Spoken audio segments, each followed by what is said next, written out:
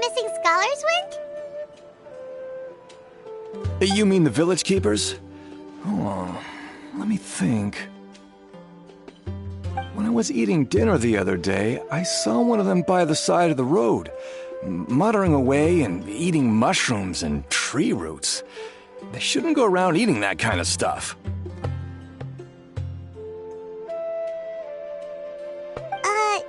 Okay. Did you notice anything else? Anything else? No, I think that's all I have to tell you. Sorry.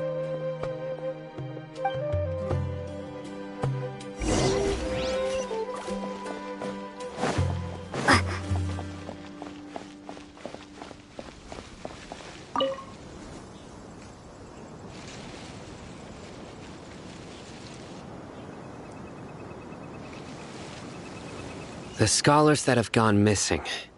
Have you seen them? Those eyes. Those fierce eyes. You look like a real fighter.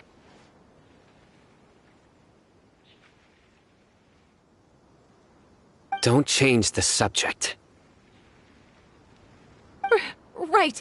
You were asking about the the mad scholars. I think it's been a few days since I last saw them. I usually go to bed pretty early, so I'm not too familiar with what goes on at night.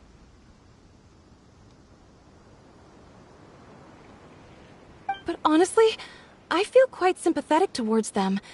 Even though they act a little strange, they've helped me in the past. If it weren't for them, my house would have collapsed long ago. Do you also think Grandpa and the others are good people? Grandpa? Oh, hello there. It's little Isak. You mean that nice man who looks like your grandpa's long-lost twin, right?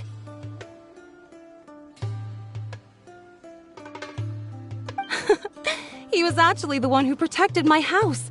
I saw it with my own eyes. He happened to be staying near my house that day and was doing something with his hands on the ground.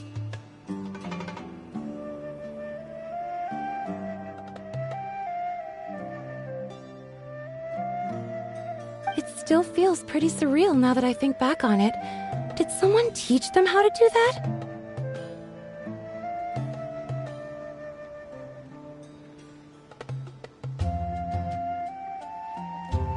Well, whatever the case, I'll always be thankful to him and whoever taught him to look out for others. I'm pretty sure that if I ever went mad, I wouldn't be able to do anything like that. Gotcha. Thank you.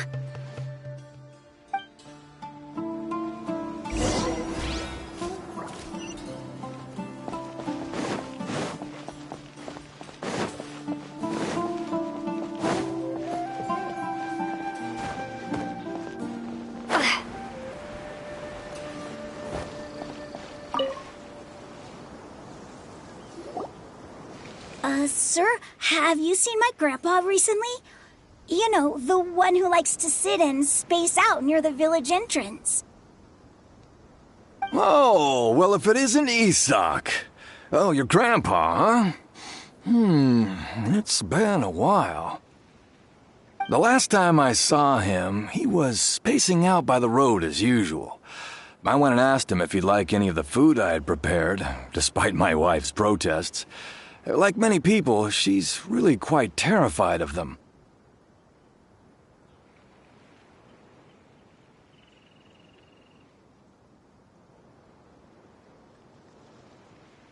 And speaking of my wife, she's still always complaining about how I don't make enough mora.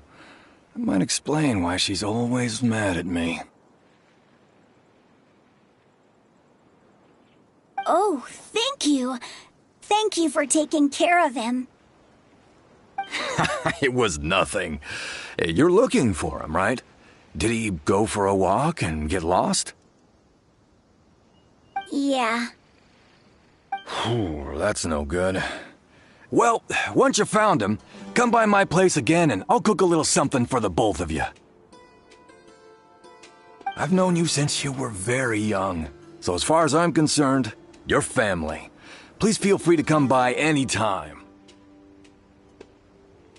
Wow, what a nice guy! Okay. Thank you, sir. Huh? Don't say anything for now. Isak, stay here. Let's head over there. Stay quiet as you move.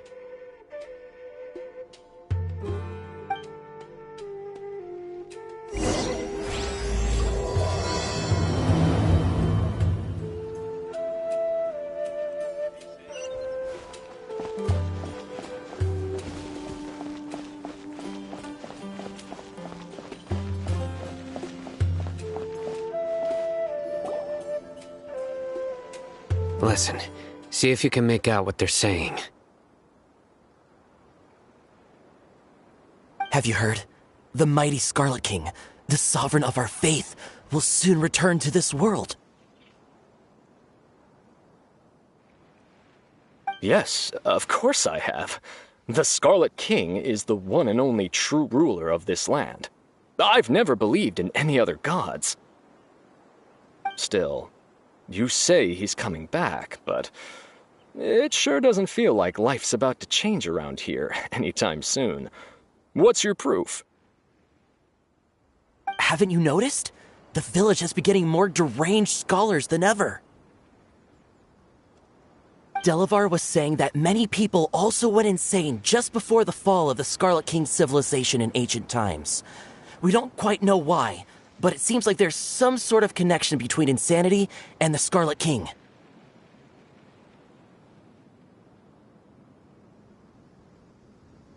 Isn't it a sign of the Scarlet King's power that all the mad scholars have disappeared? If you ask me, they must have been chosen as the final sacrifice for the Scarlet King's resurrection.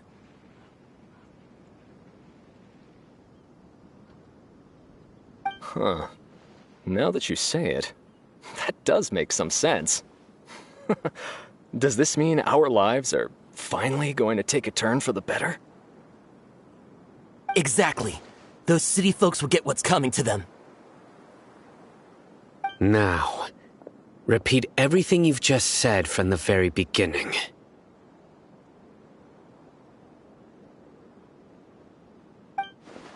Huh? Who are you? Where did you come from? My patience is running thin. You heard what I asked.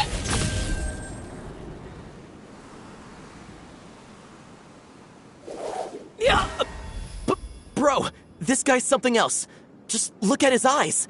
One wrong move, and he's gonna flay us alive. Let's not get on his bad side, okay? I am no match for this guy. Oh, okay, good sir. What is it you would like to know? Tell me about the Scarlet King's resurrection. Well, I only know a few things from hearsay. I went for a drink the other day and heard others talking about a rumor that the madmen will disappear, and that the Scarlet King will return to this land. I'm not making this up, I swear!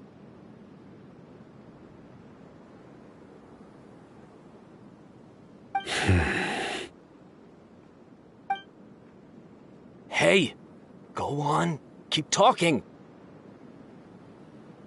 It's true. It's all true, sir. We desert folk have had more than enough of those people at the academia. They keep sending us all their mad scholars and won't let us have a good life.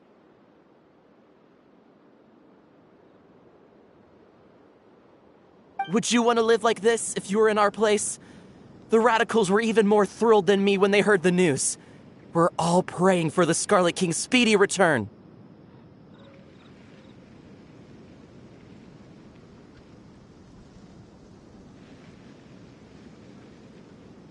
Delavar also said that once the Scarlet King returns to our side, it's only a matter of time before we conquer the land on the other side of the wall. They're all willing to serve under the Scarlet King and fight for a share of the glory. Is that so? Seems like he still wants to know more. Keep talking. Got it! At first, I told myself it was just the drink talking, but then all the mad scholars vanished without a trace, just as the rumor said.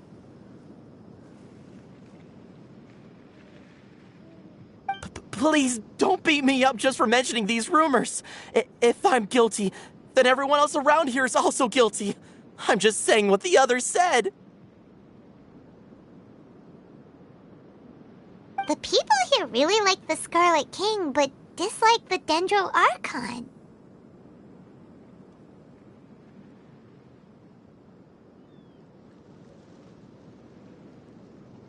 Where is this radical person you talked about? I haven't run into him over the past few days, so he probably hasn't been around the village. What about you, man? Have you seen him at all? No, not at all. We wouldn't dare lie to you. He's really not here right now. Sounds like you're not too close with the radicals.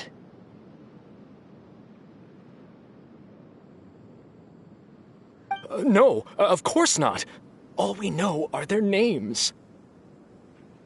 I have many ways to stop you from talking. And many others to stop you from sending warning messages. So you'd best just stay home and hope I don't hear of you trying to contact anybody. Don't do anything until I've gotten to the bottom of this. Try something foolish, and even Candace won't be able to protect you. Yes, got it. We'll do just as you say.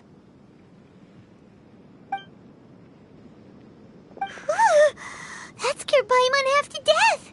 Sino is pretty terrifying.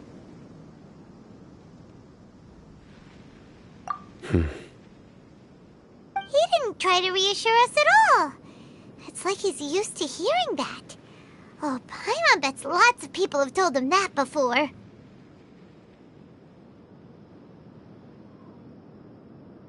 I heard that. Sorry.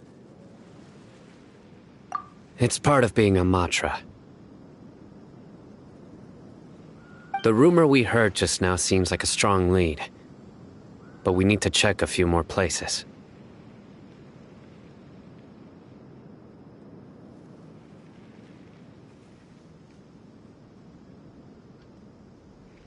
Very well.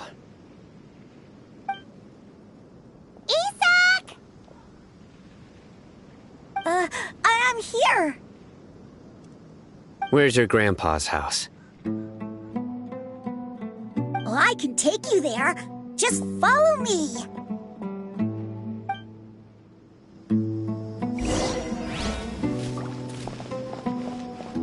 Join the Eremites and embrace a wonderful new life.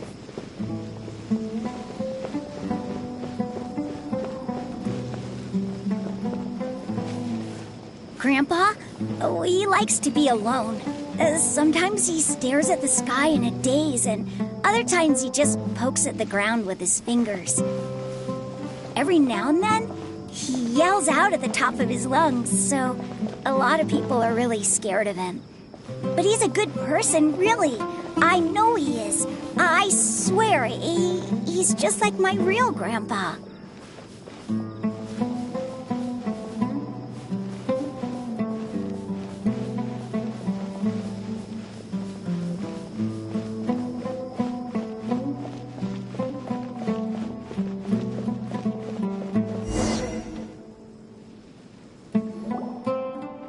This is where Grandpa usually stays. There sure isn't much here.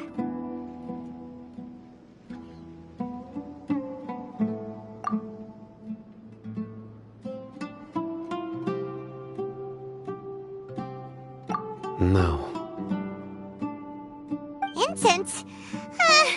Please don't say it's the same one as before.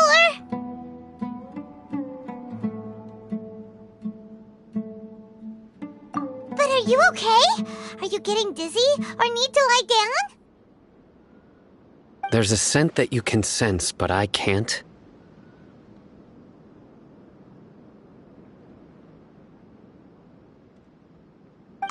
young traveler here once passed out from that smell. Thankfully, Tighnari saved the day. And then he gave us a long lecture to explain all about how it worked. So, you know Tighnari? Huh? You know him too? Are you two friends? Yes. Now that I concentrate, I can also make out the scent of incense. Wait, surely Tighnari didn't lecture you too? No. No need.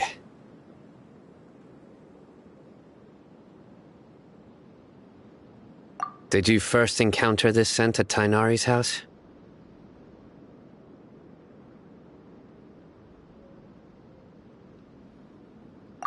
In the forest.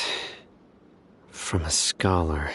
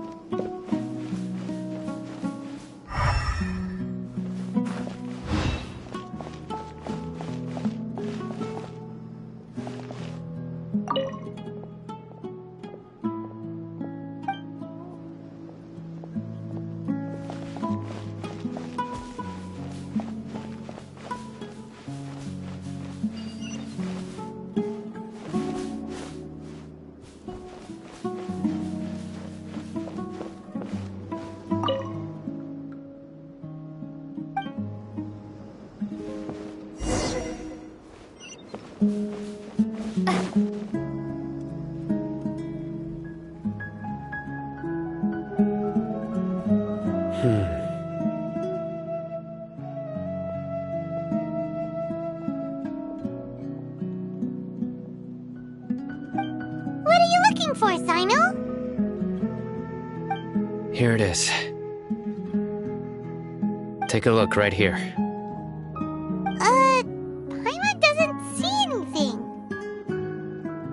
Although the traces have been completely buried in the sand, there are footprints here.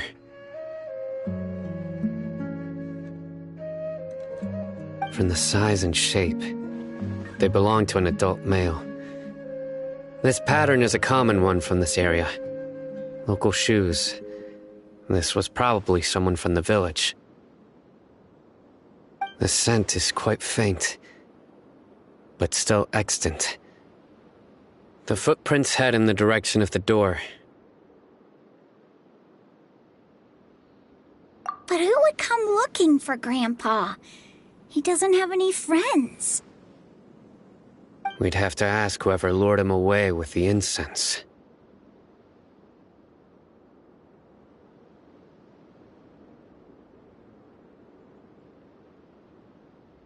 Huh?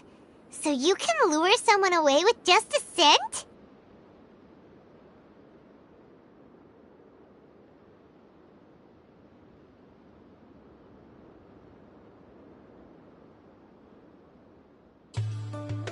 Hey! What's wrong with liking good food?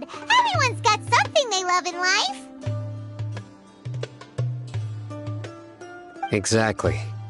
Most scholars are fond of incense, since the smell supposedly helps them clear their minds and discover new knowledge.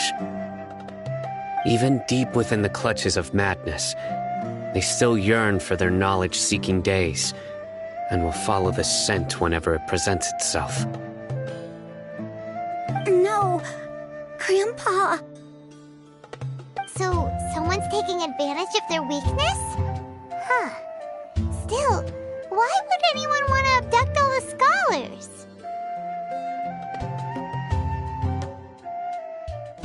Are the rumors really true?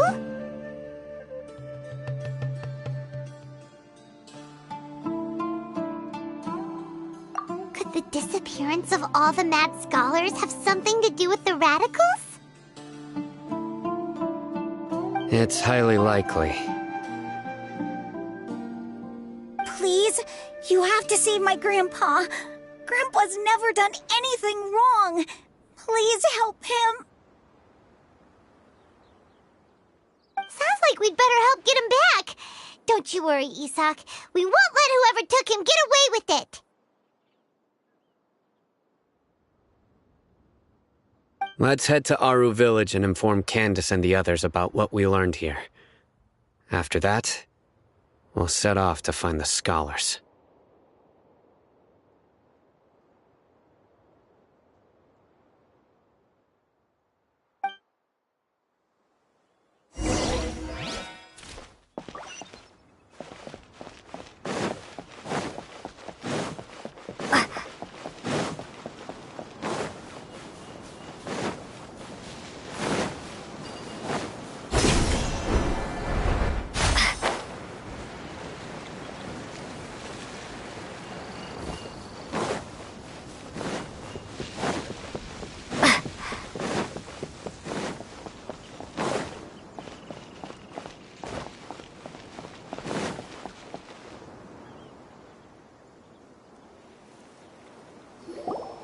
Right.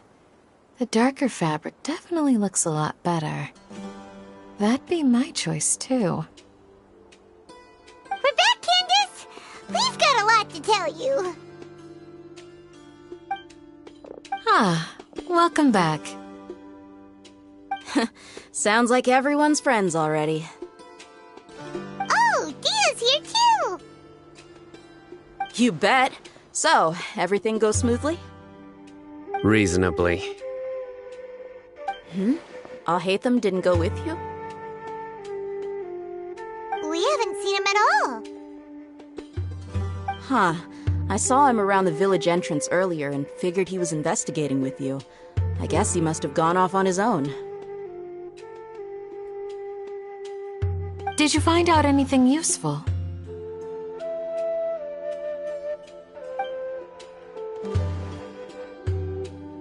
I see. So someone used a kind of incense to lead the exiled scholars away from the village.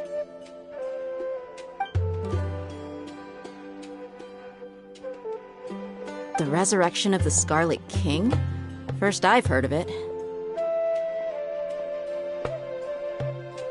Far as I know, the kind of incense you just mentioned is only popular beyond the wall.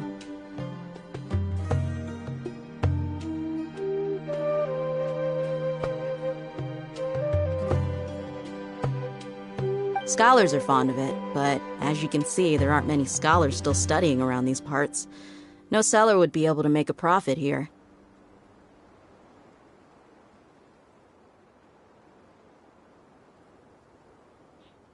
Not to mention making incense is a labor-intensive process. You won't see anybody in the desert with the patience to make or sell something that requires that kind of effort.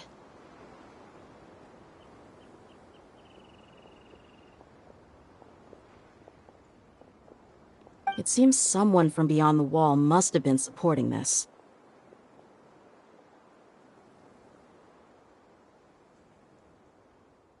Makes sense. So what should we do then? Do we go back to the academia and search for leads there?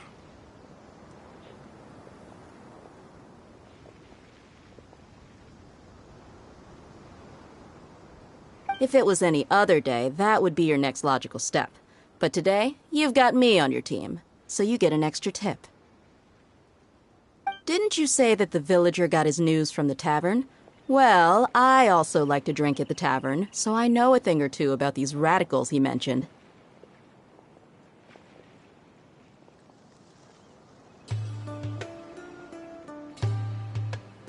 If Paimon remembers correctly, the leader of the radicals is some guy called Delavar. Ah, yeah. Delavar, the scar-riddled bandit, Engur, the wide-eyed butcher, and Jabari, the duck-tailed bearded crook. The whole lot of them are known around these parts.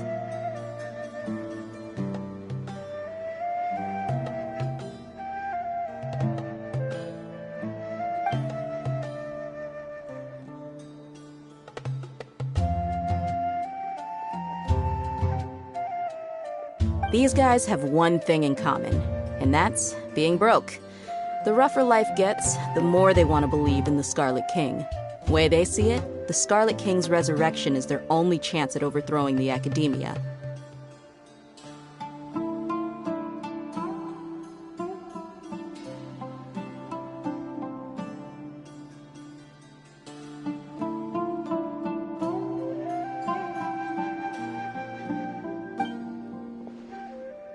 Throwing all of Sumeru into chaos is the only way to change the way of life here in the desert. Anyway, that's my guess why they've chosen to become radicals.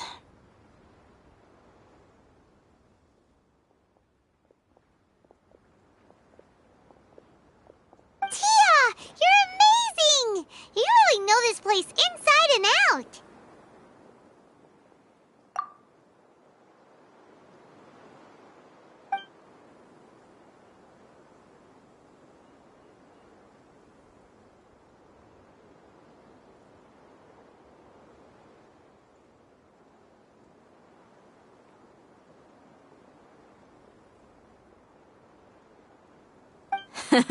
No merc can afford to slack off on gathering intelligence. Every mora I've spent in the tavern has been a valuable investment.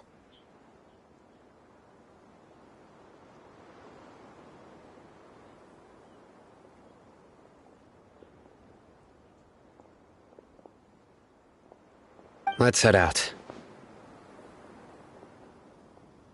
Now hold on, you're staying right here, Sino. Why? Aru Village is not a big place. Outsiders stand out here like a sore thumb. I'd bet word about you has already gotten out.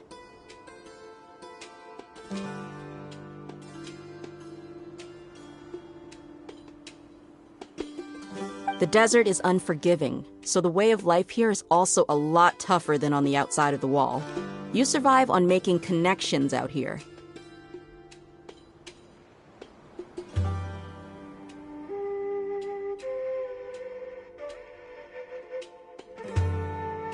Compared to you, mercs like me are just third-rate amateurs. I've got no actual fighting skills to speak of. But that also makes it a whole lot easier for me to gain the locals' trust.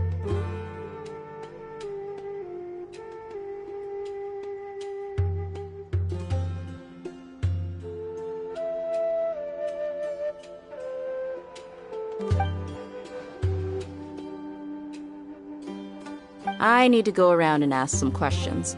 But it'll be difficult if you're with me.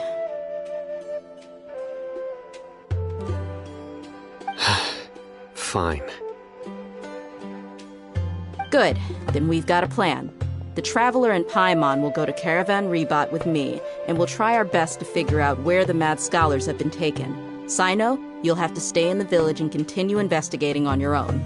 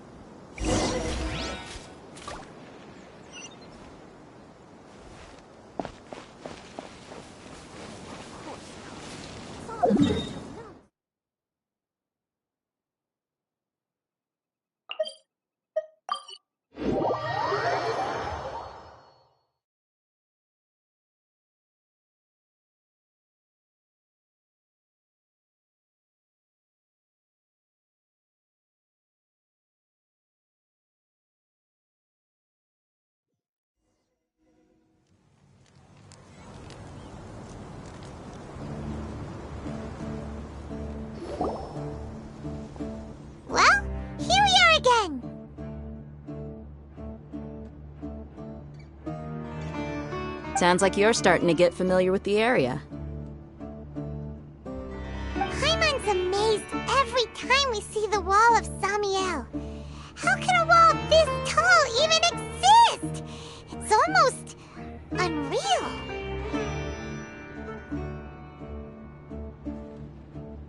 I know what you mean.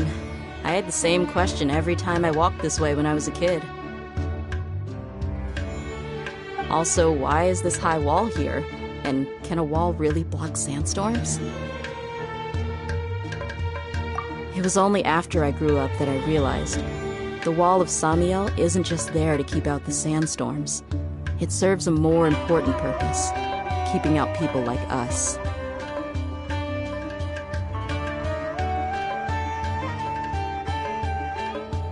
Sumeru is run by wise and mighty sages. To them, us desert dwellers are nothing but tools that can be used and discarded at their whim.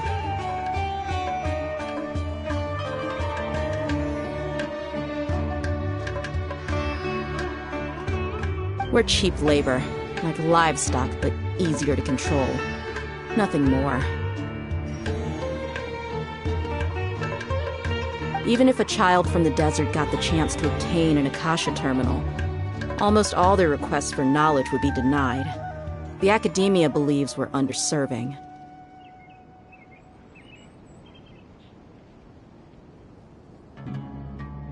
Geniuses like Sataria are one in a million. The other children never get a single chance to try and rewrite their fate, even though the academia knows very well that we're humans, just as they are. That's terrible. I would tear down this wall with my own hands if I could.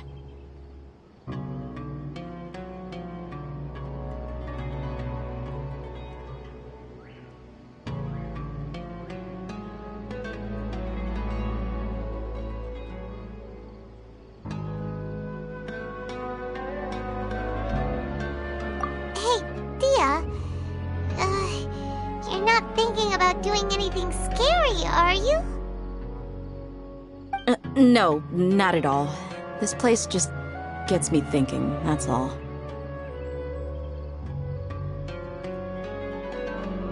Besides, we're here to procure information, aren't we? Yep, we gotta catch those. Shh. Caravan Rebot is crawling with people, so be careful what you say. We don't want anyone to find out what we're here for.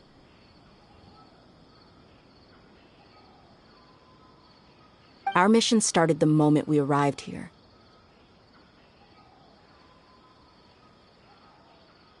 Let's go check out the tavern. Maybe we'll find someone I know.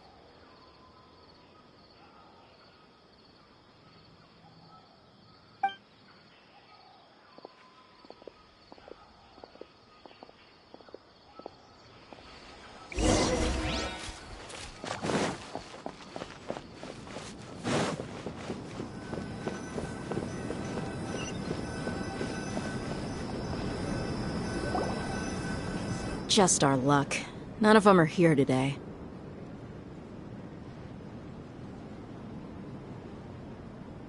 You mean, you don't see anyone you know? Dia, is that you? What a coincidence. You here for a drink too? Zaki. Finally, a friendly face. Oh, and who do you have with you here? Guests from another land? Hello. I'm Zaki. Dia's, how would you put it? Drinking buddy? We've had drinks together a few times. You could say we go back a ways. Anyway, as far as my friends here, they aren't too shabby, are they? You rarely see any Outlanders so friendly and respectful nowadays. Absolutely. Much better than those people on the other side of the wall. So, Dia, are you looking for someone? Yeah. Have you seen Edgar, Delavar, or Jabari recently? Of course I have. Matter of fact, we were all here drinking together just a few days ago. I've got a spice trading deal from another nation. I thought maybe Delavar and his friends might be interested. Know where I could find him?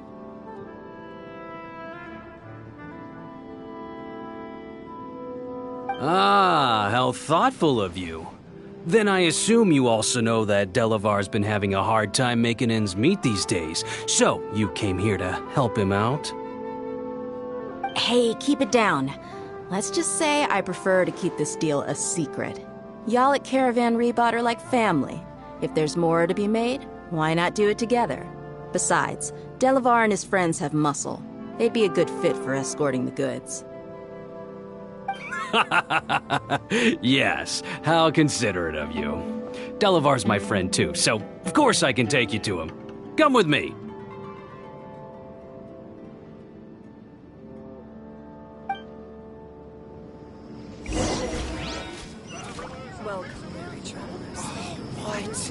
So he's not at the hotel today?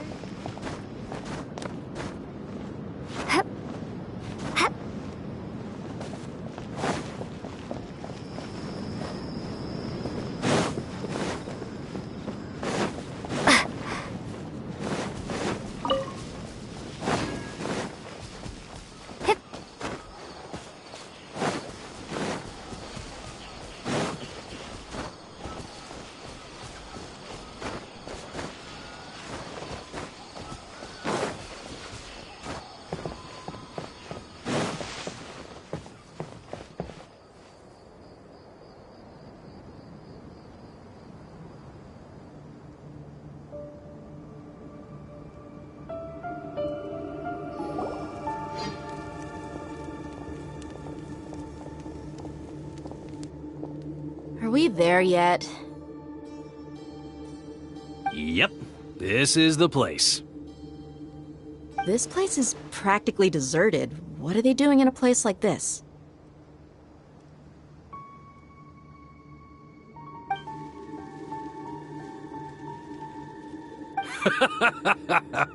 Why don't you take a guess? Go on, a wild stab in the dark.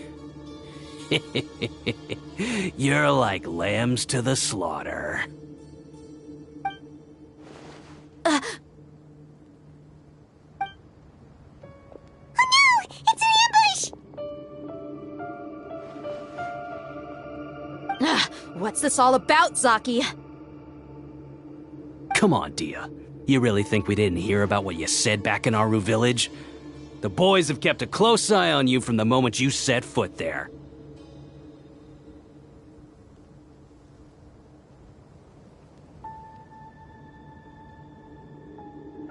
Not only do I know that you're looking for Delavar, I also know that you've teamed up with people from the Academia to look for the missing scholars.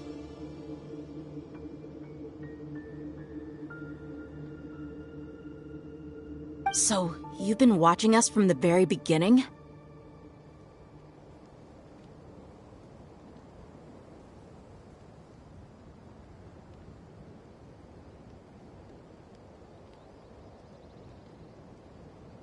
Uh-oh. Paimon knew leaving Sino behind was a mistake!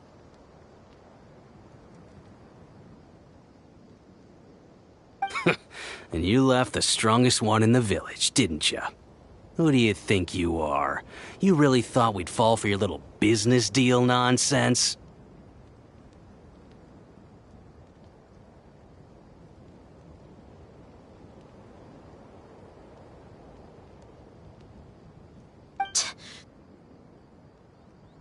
So you and Delavar have been partners all along. Dia, I guess it's only natural for a traveling mercenary like you to be out of the loop. Those of us who hang around the tavern have stronger bonds than you think. But you got one thing right. We're all looking forward to an uprising in Sumeru. There's nothing more we'd like to see than the desert folk overthrowing the Academia.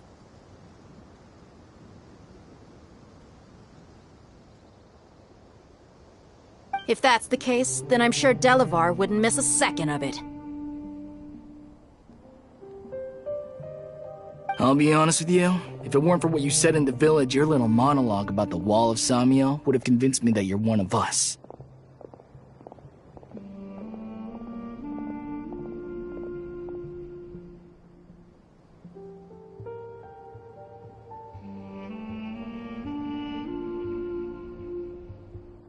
Delavar.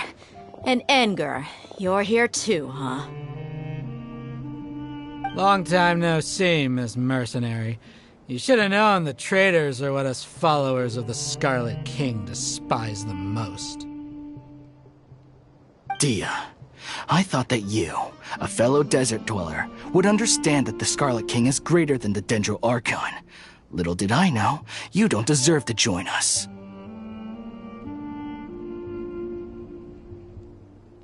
Yeah, gee, what a missed opportunity. Adopting radical views and kidnapping innocent scholars, all because of some baseless rumors. Anything else I'm missing out on? See? There you have it. Mercenaries are just a bunch of faithless scum with only one thing on their minds. Mora. Pathetic. You're all like a pack of street rats. You're not wrong.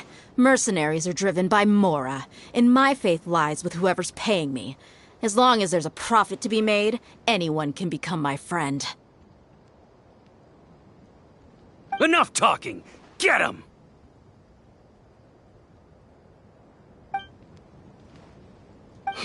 Just as I expected. Let's teach him a lesson, traveler.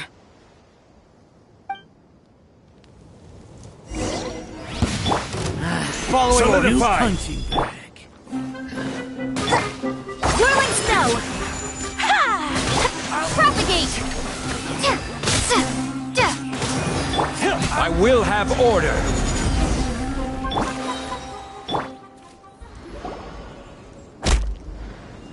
Impossible! How could you? So, what do you think about your meticulous network now, Zaki? How did you say it? It's only natural for a traveling mercenary like me to be out of the loop.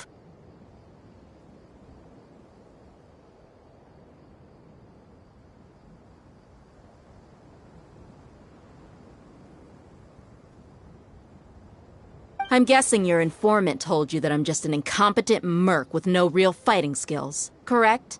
I mean, that is what I said after all.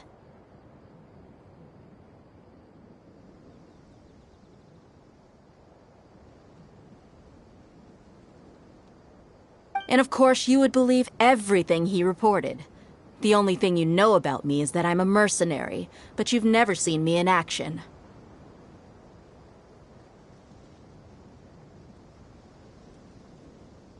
Even though you heard we went to handle monsters together, you believed that Candace was the only one doing all the real fighting.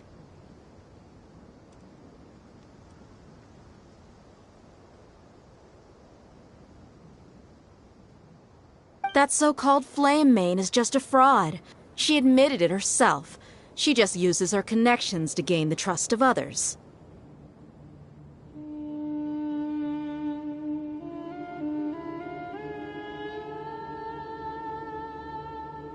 That's what you thought, right? Ugh. You lied in the village because you figured that we'd have people watching you. And you were stupid enough to fall for it. I figured as much the first time we drank together. You all thought you were so smart. Pathetic.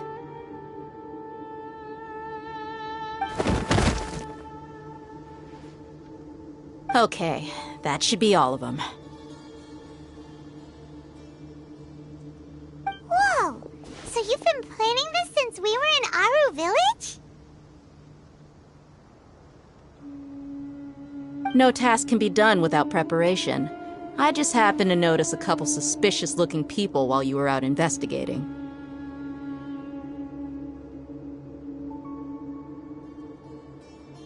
Oh, but instead of catching them right away, you let them report back! Those two who were snooping around were just a couple small fries. If we want to get the real catch, we have to be patient and give it some time.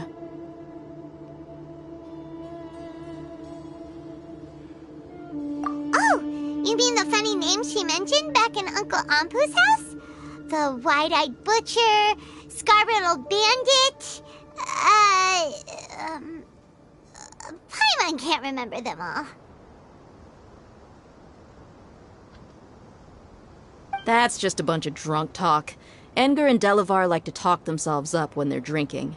Edgar the wide-eyed butcher and Delavar the scar-riddled bandit are the nicknames they came up with for themselves. Alcohol has a way of making people share what they really think, so Edgar and Delavar are always rambling in the tavern about how the Scarlet King is a superior deity. What about Zaki? He's just a numbskull who fell right into our trap. Zaki was probably the best hidden of them all. My initial plan was to find Delavar first, and then try to track him down.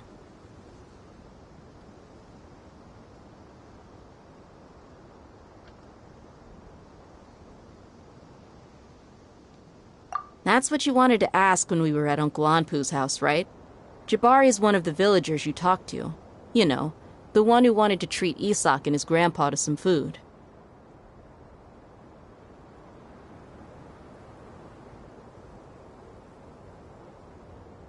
Wait, so he's a radical too? No, he isn't. I just needed to tack on a random villager name to make the eavesdropper think that I was making some wild guesses based on my impressions. Wow, what a genius idea! Well, that's an expert mercenary for ya. Ah, you're too kind. It was straight from the usual playbook, if I'm honest. So, that thing you were saying before, is it really true? About what? About how mercenaries only care about Mora, and that anyone's a friend as long as there's a profit. Does that bother you?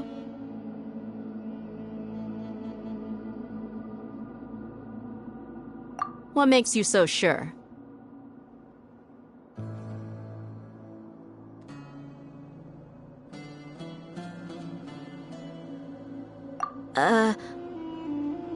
Dia, do you dislike the Dendro Archon like the other desert folk? You two are pretty sharp. No, I don't have anything against the Dendro Archon.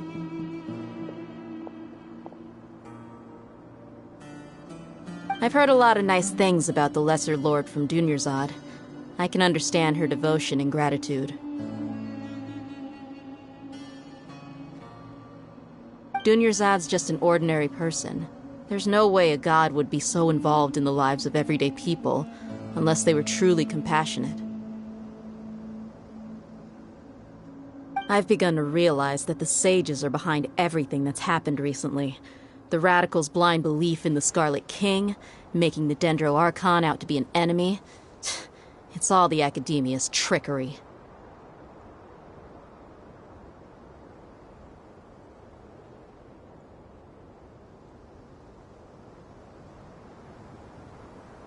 But I see through it all. And unlike them, I can never be hostile towards anyone who's never done anything wrong.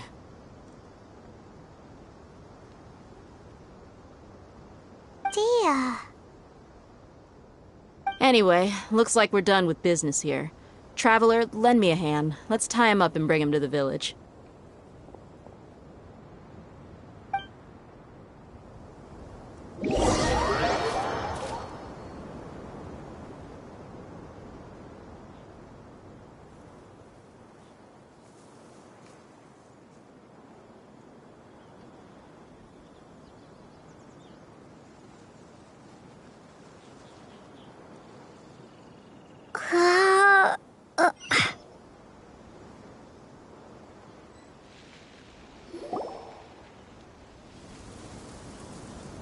This should be all of them. I'll let you take it from here. All right. I'll be in touch. Until then, please stand by. Candace, do you need any help? Candace will be okay on her own. I trust her, so you can too. She's been guarding Aru village for quite some time now. If anyone is qualified to question the offenders, it's her. While I'm questioning them, why don't you pass some time by exploring the area? I'll meet you back here tomorrow morning, traveler.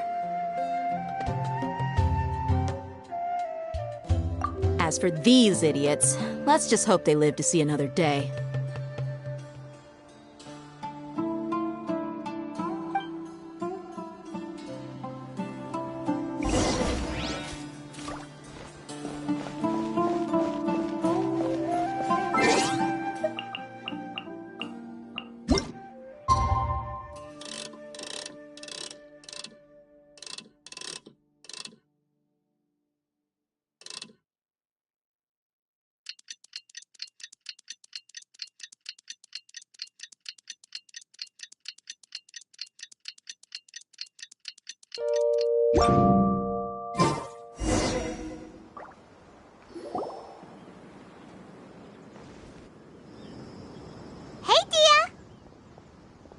Right on time. We'll know any moment now. Paimon's been wondering. You seem to know Candace pretty well. Have you been friends for a long time? We've known each other for some time now. She's a pretty interesting person. Even though she's an extremely strong warrior, she never misuses her powers against others.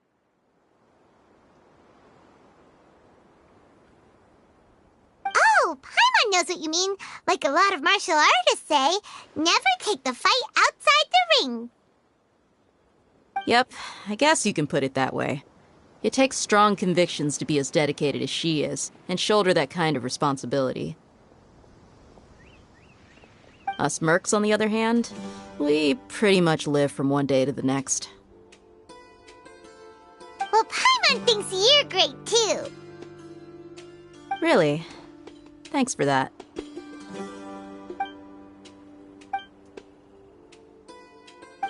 Oh, Sino's here, and he's pretty early, too. Yes, I was here yesterday to help out a little. To help out? By doing what? Sharing some interrogation techniques. Oh, you mean you taught Candace some more persuasive methods? Right. Come on in, everyone. Come on, let's go inside.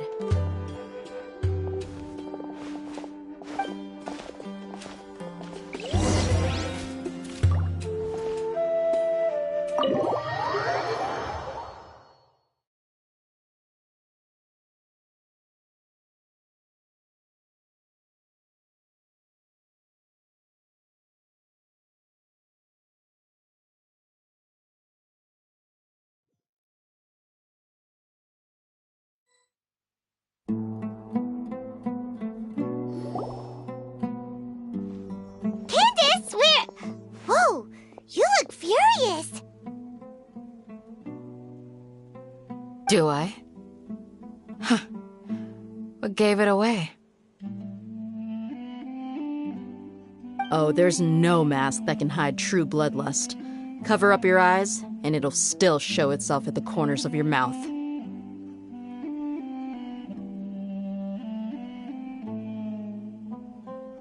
Perhaps I need to work on my composure.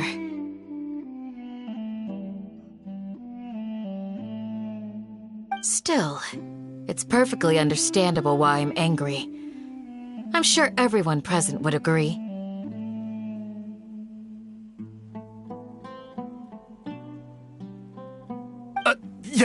Yes, ma'am. Please, don't beat us anymore. We're gonna die. Well, looks like Sino taught her well.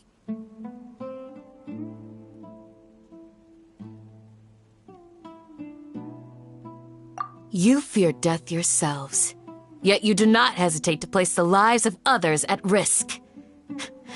The absurdity is mind-boggling. The ones you call mad scholars are known to us as the Village Keepers.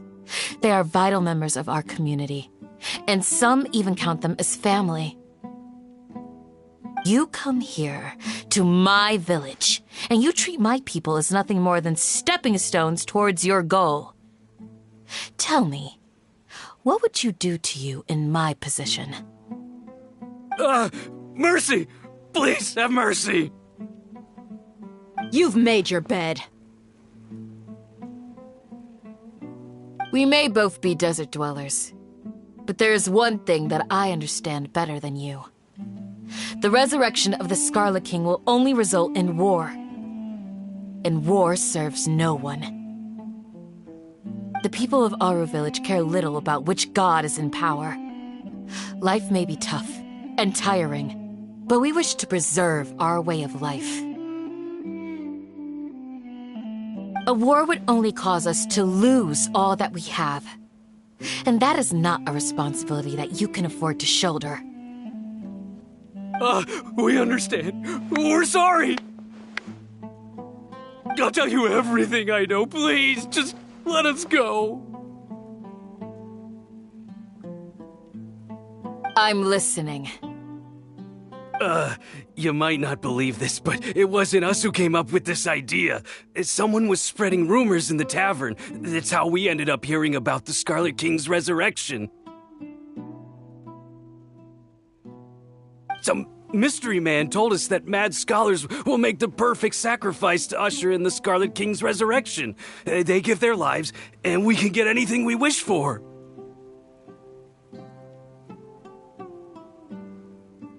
They're called village keepers. Slip up again, and you'll regret it. Yes, sorry. It was all that mystery man's doing. He told us to spread word about the Scarlet King's resurrection and talked us into helping him. In return, he said he'll help facilitate the resurrection process.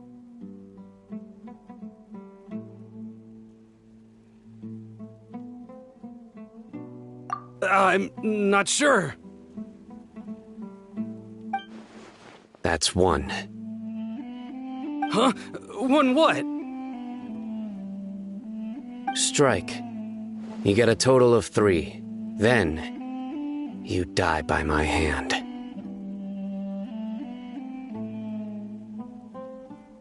Wait, I'm telling the truth.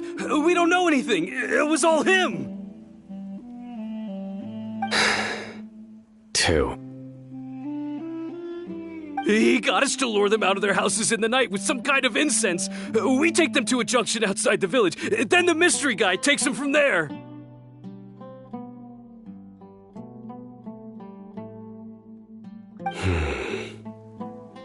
You gotta believe me, please. I'm telling the truth, I swear. Just ask them if you don't believe me.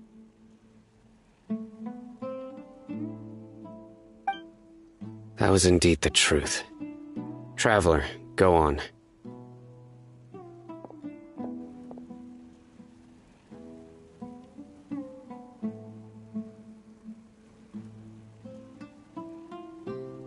You have to believe me. If I knew that, I would have told you his name right away. I'm not risking another beating to keep his secrets. No way!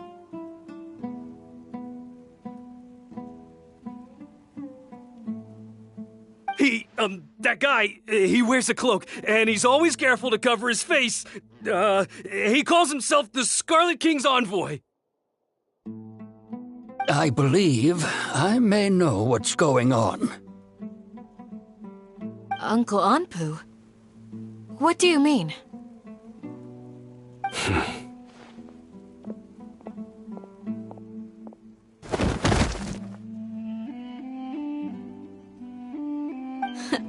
Smooth. Okay, speak. If my suspicions are correct, this mystery man they speak of could be from the academia. Some time ago, people from the academia attempted to take the village keepers away. I refused, insisting that they are part of our community. It strikes me now that this secretive character shares the same goal they had. Which means it's highly likely that the Academia was purposely spreading a false rumor to trick the radicals into delivering the village keepers right into their hands.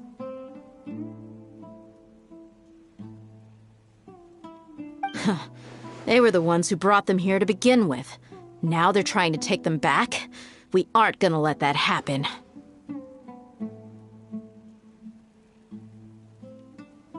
Not the Academia again.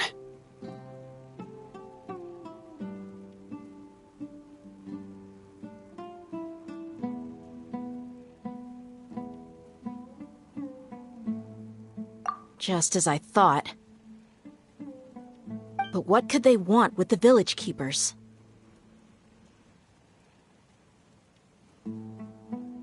People are nothing but tools in the eyes of the Academia. A change in their plans likely means they found another way to exploit the scholars. Regardless, our top priority now is locating the village keepers. You're right. Isak is still waiting for news on his grandpa. Time to go. Let's leave the village and try to track them down. Yes. Pack up and get ready to leave. You got it. Candace, I'll let you deal with the radicals. Leave everything outside the village to us. All right. Let's meet back here once everyone's ready.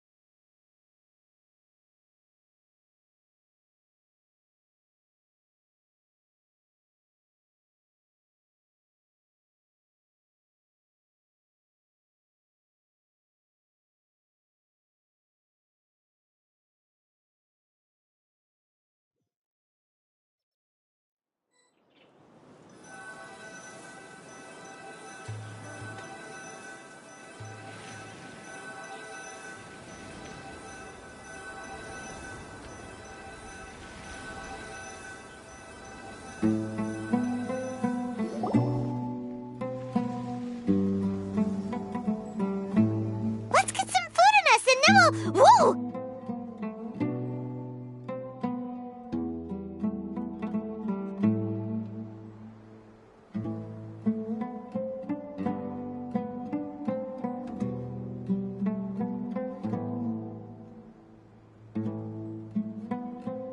Where did you come from? Well, as you can see, I am merely sitting here and reviewing what we have deduced thus far. You were gone for ages, and now you're suddenly sitting here musing to yourself? Where have you been anyway?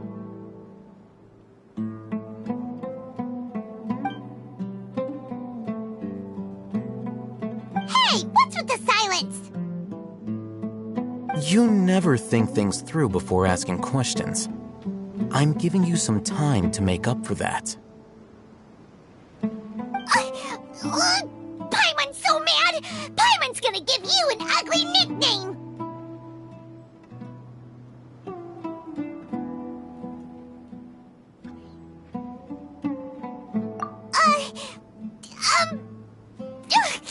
Never mind! Paimon's got nothing.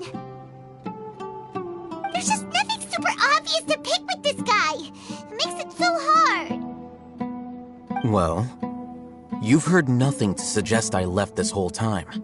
So clearly, I stayed in the village to investigate. Anyway, you plan to leave Aru village and keep searching for the truth of this matter, yes?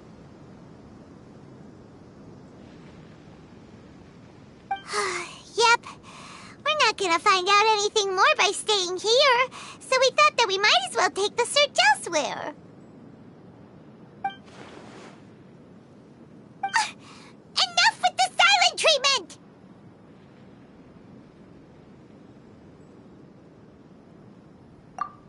No. I'm just surprised that you decided to team up with him. Al-Haytham, you haven't helped us out at all ever since we arrived at Aru village. Bold of you to question our choices.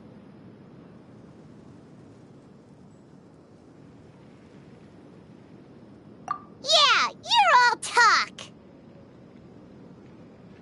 While you were investigating, I had my own work to do, which I've now finished. Really? Paimon doesn't believe you. To be honest, we aren't really a team, so I have no obligation to inform you of my whereabouts. Not to mention that going separate ways allowed me to find some important information that you all had missed.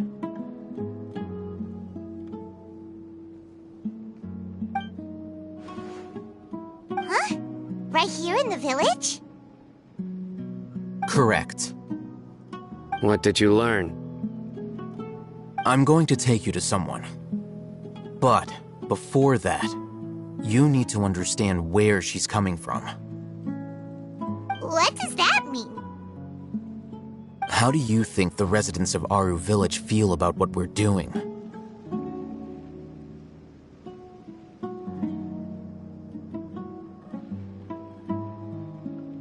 In other words, do you truly believe every single word the villagers tell us? You mean some of them lied to us? Hiding the truth does not necessarily equate to lying. Again, these people have their reasons. Remember what Gandhi said? Most people in Aru village don't necessarily care which deity is in charge of Sumeru. That's because whether the Scarlet King or the Dendro Archon has power is of little significance to them.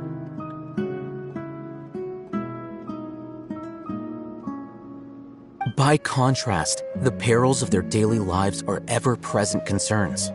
They won't simply share everything they know with you without good reason.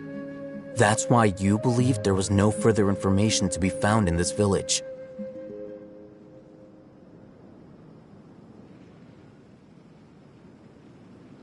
Glad you're following along.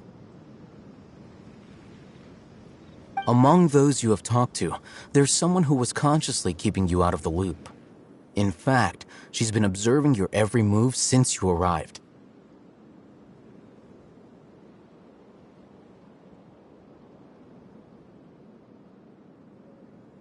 The reason being, to someone who only wants to live their life in peace, any external factors introduce unpredictability into the equation.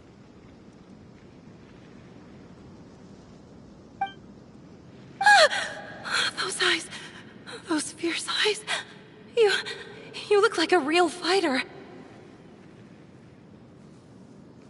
Don't change the subject. It's quite obvious that she's intimidated by Sino's authority and strength. Right. You were asking about the mad scholars. She corrected herself mid-sentence because she's aware that there are Scarlet King fanatics in the village. If she sounds too friendly towards the village keepers, she could easily make herself the radicals' next target.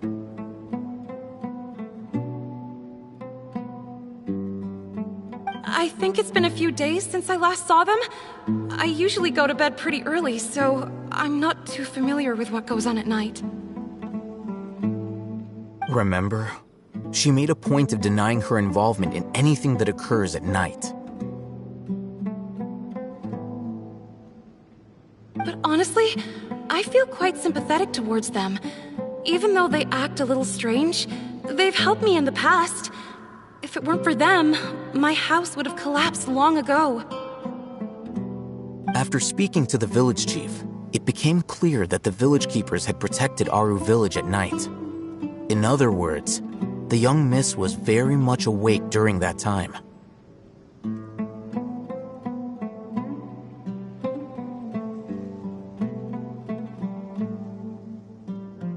Then why would she lie? By getting involved with an outsider, she risks drawing unwanted attention to herself. As for why she might be so wary about all this, maybe you should ask her. I'll pass on this one. You said that she is afraid of me. If so, it's best if I stay out of this.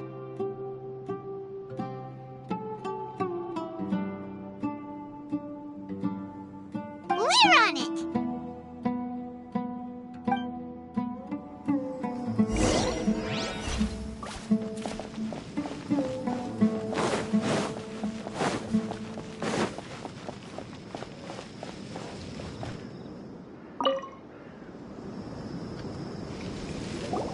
Miss Shawnee, as we discussed earlier, I've brought someone with me.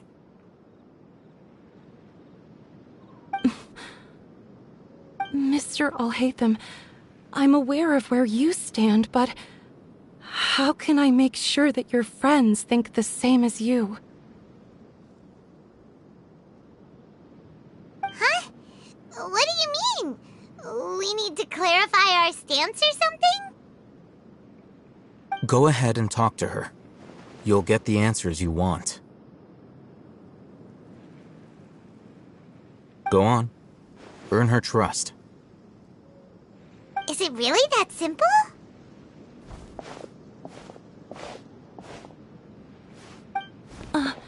May I call you Traveler?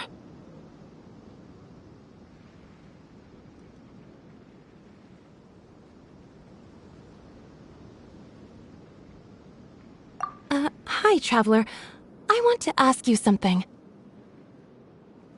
Do you think the resurrection of the Scarlet King can truly change Sumeru for the better?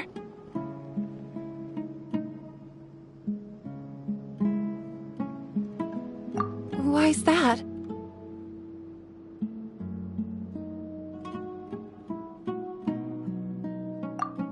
That's very similar to what Miss Candace says. I know you two are friends. That's why I'm willing to talk to you, even though I do have some reservations.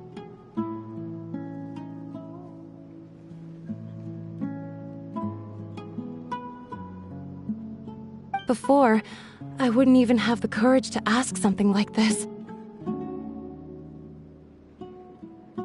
Traveler, do you believe our lives will get better?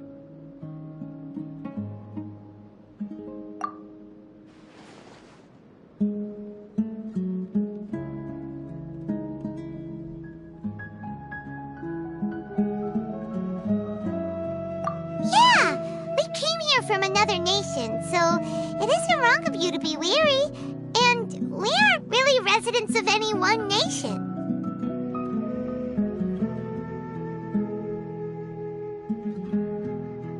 But even so, we've met lots of people from different places, and we've always fought for what we believed in.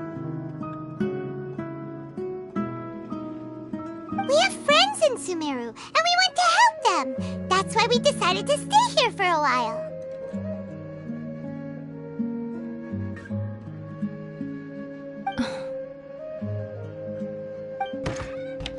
I want to trust you. My apologies for posing my questions like that. To be honest, I didn't expect you to come back for more information.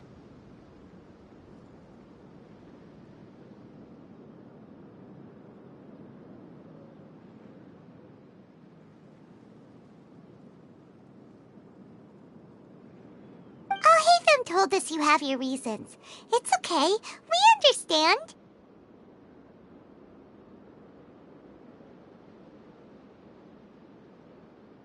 The fact is that only one side of my family is desert folk. I don't really fit in anywhere in Sumeru.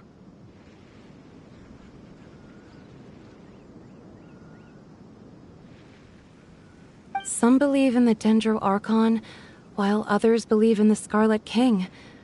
I don't belong to either side, and neither side would want me.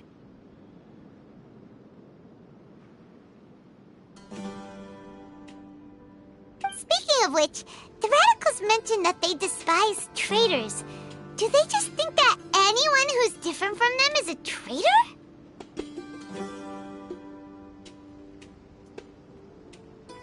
Yeah. Some people can be so narrow-minded when it comes to bloodline and beliefs. It makes no difference what I say or how I behave.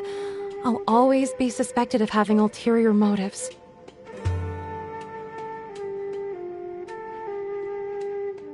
Slowly, I just stopped talking to people. I pretended not to hear or see anything. All I want is to live my life in peace.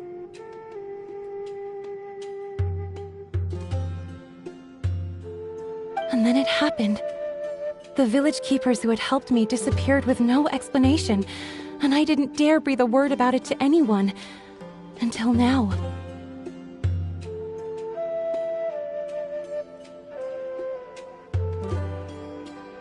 You can tell them. I'm sure she'll keep your secret.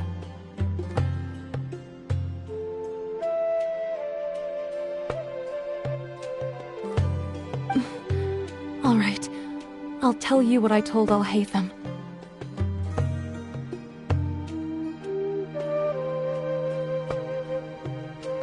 I actually have a sharper sense of hearing than most. Sometimes, I hear strange crying sounds in the night. There are ghosts? Perhaps. I'm not sure. It's faint, but it's definitely the sound of crying. It comes from far away in the distance, and always carries very raw emotion.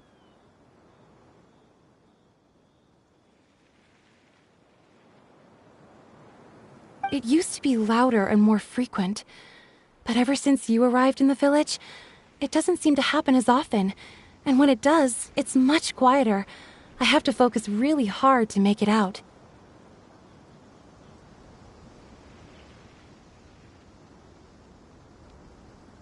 I confirmed this with the guards on night duty.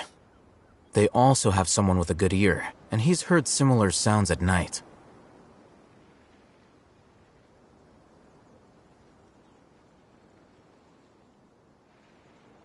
But, because we're in the middle of a desert, he would rather believe that they are the cries of beasts than ghosts.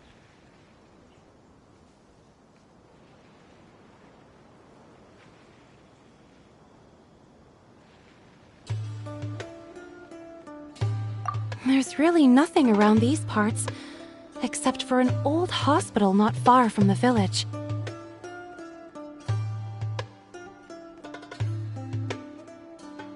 I think they used to use it for treating Elazar, but it's been abandoned for years.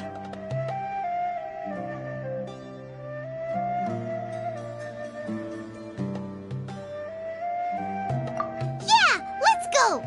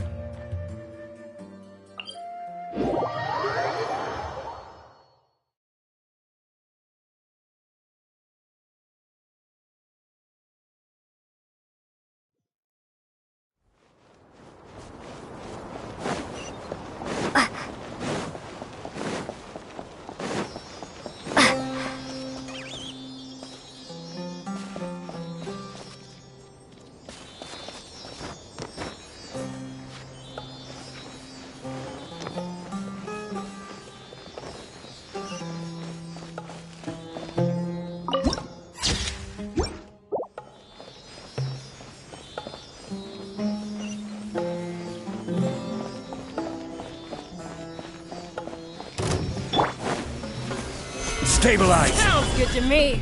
Take that! Ha! Take flight.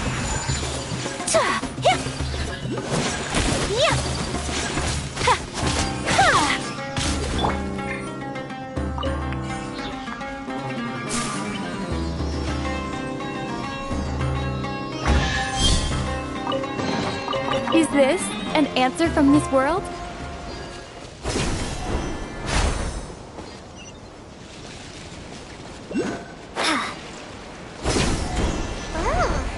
Is this the place? It's in terrible shape, and there's sand everywhere! Empty and forgotten. An ideal place to hide people.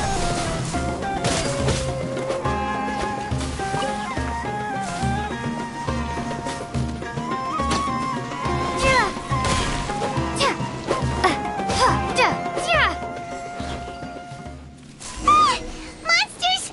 Watch out!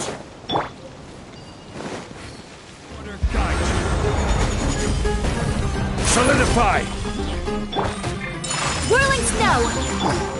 Propagate!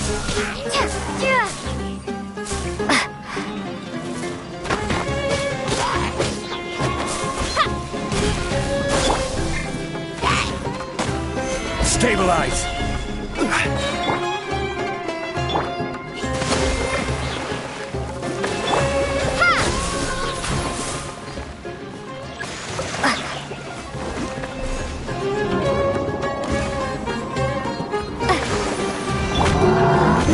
Solidify! This is order. Allow me! Take flight! Germinate! Embrace the ice!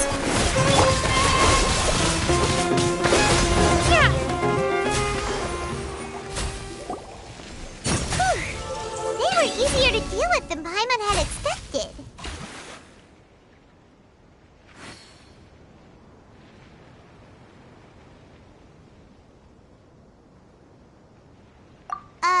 Super strong bandits?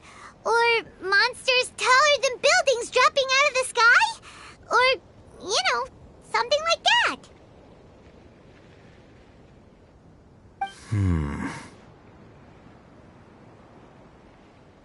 He looks super serious. We gotta stay on our A game too.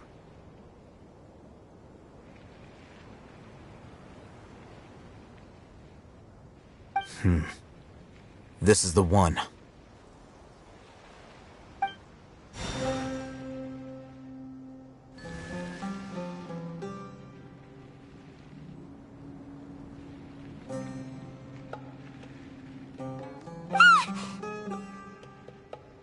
Let's go in and take a look.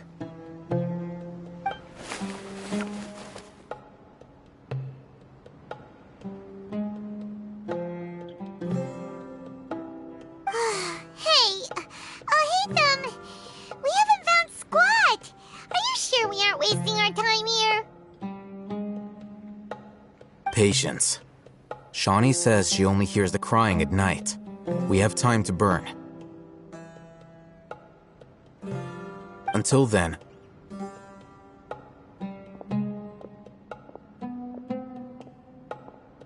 I'm taking a break.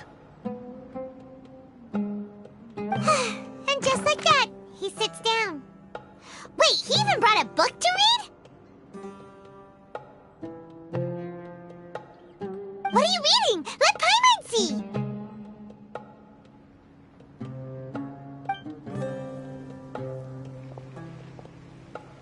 Okay, sure.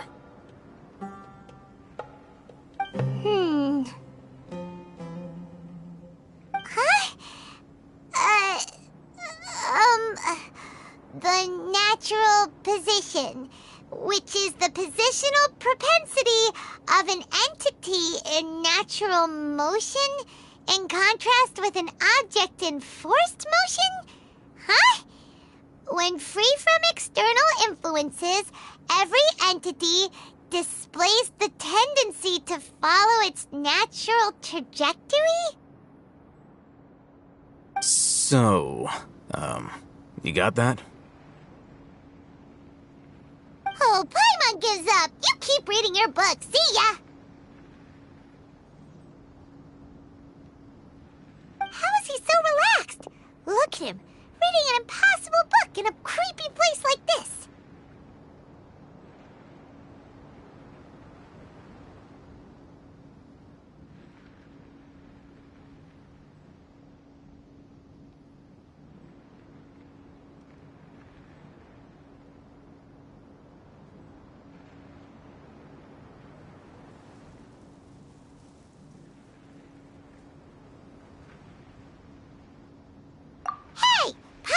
Tibet travel guide. Paimon knows plenty of useful stuff already.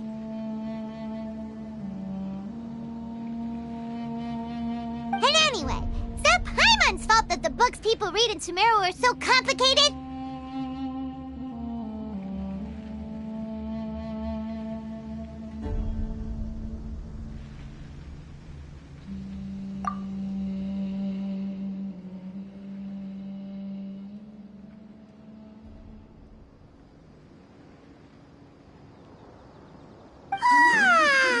Paimon's getting so sleepy. Huh? What was that sound? There it is. It's coming from that direction.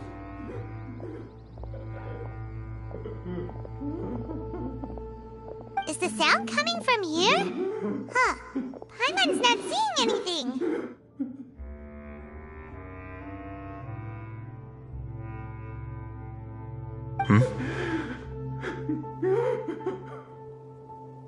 It's from below. But there's no way we can get down there.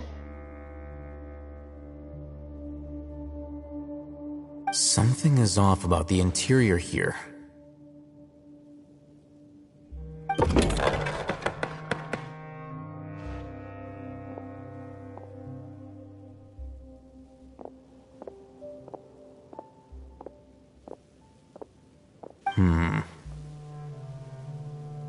As I thought, there's a hidden structure. Wow. It's like they tucked another hospital into this one.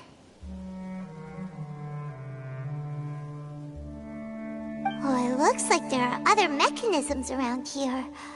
Let's keep exploring.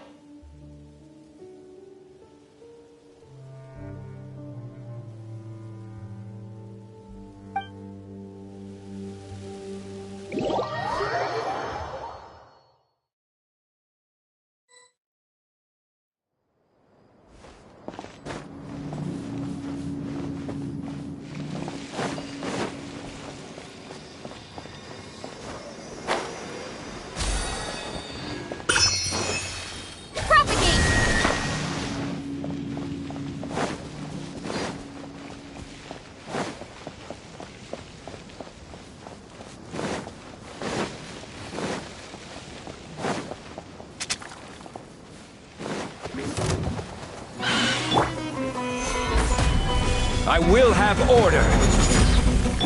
Rest and rebuild.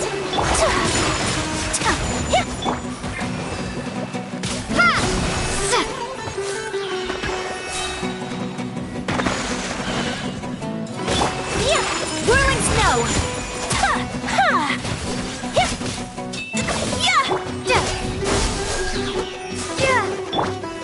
Gather.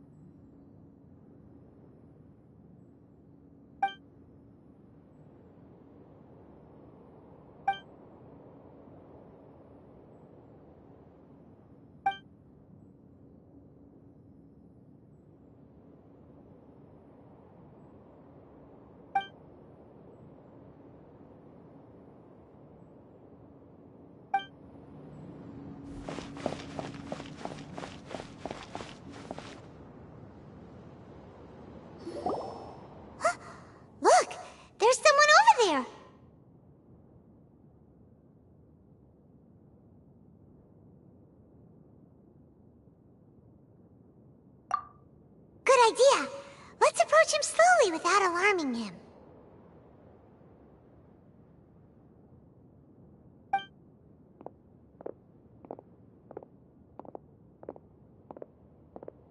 Wait.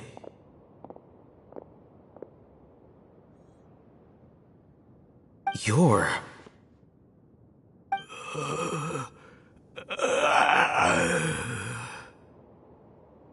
He can't speak, and his eyes are unfocused. But he looks too young to be anyone's grandfather.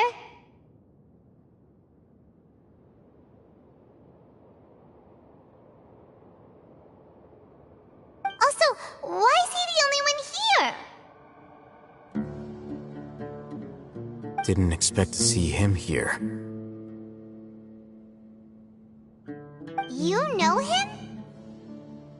He's Razak, a senior of mine at the Academia.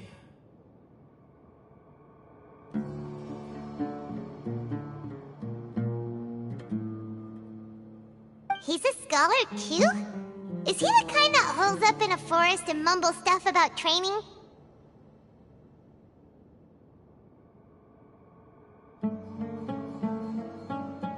No. And that's the problem. Razak was never involved in any of those things. He never trained in the forest, let alone reach Satyavada life.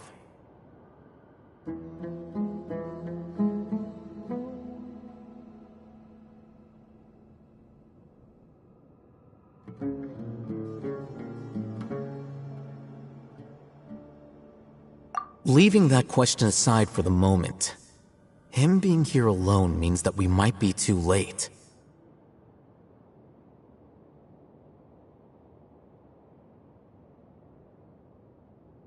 Looks like they've already taken everyone away. For whatever reason, they left Razak here. Perhaps they simply didn't have time to come back for him.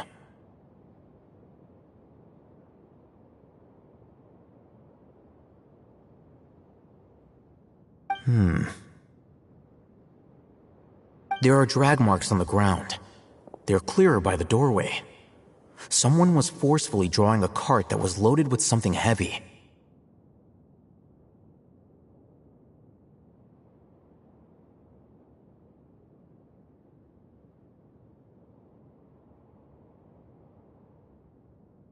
Loaded with people? That is one possibility. It looks like they were in a hurry, as if they were afraid of being caught. In their haste, they failed to notice Razak hiding in a corner.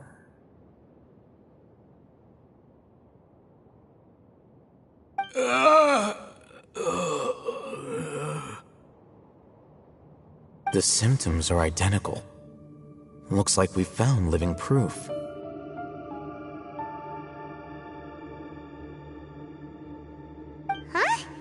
Why do you say that? Allow me to jog your memory. Recall your time at Port Ormos. Don't you think his symptoms look familiar?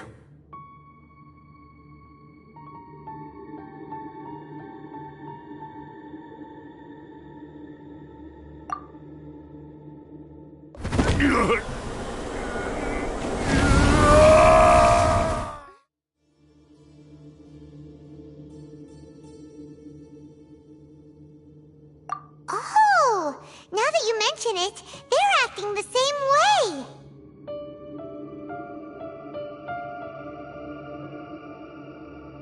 Correct. The Academia is behind all of this. It isn't difficult to deduce their rationale. First, the Academia spread a false rumor of the Scarlet King's resurrection, emphasizing the role of the village keepers, the mad scholars who were exiled to Aru village.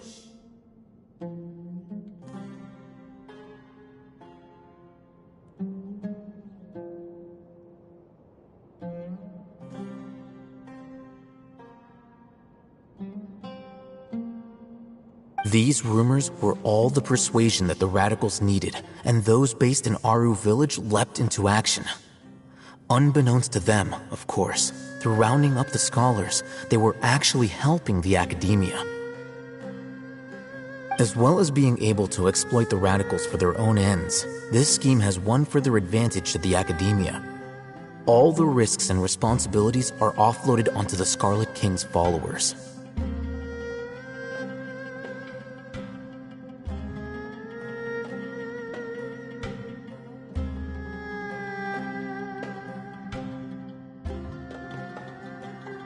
Life for the Desert Dwellers has been brutal ever since the Scarlet King's death all those years ago. Beneath the surface, feelings of desperation are widespread.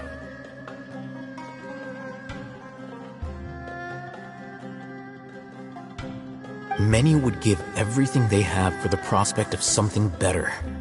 Anyone looking to exploit that for their own ends simply needs to make a few empty promises.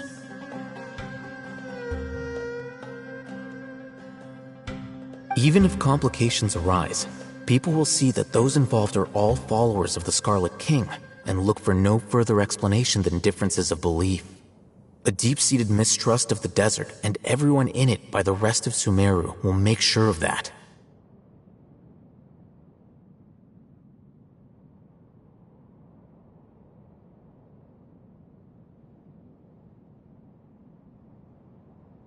The notion of an academia plot wouldn't even cross their minds.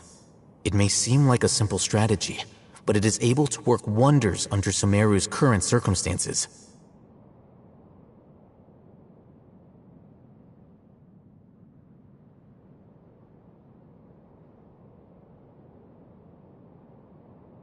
Oh, that makes a lot of sense. It's in line with the village chief's theory, too. But there's still one very important question. Wasn't it the academia that brought the scholars to Aru village in the first place? Why does it want them back now?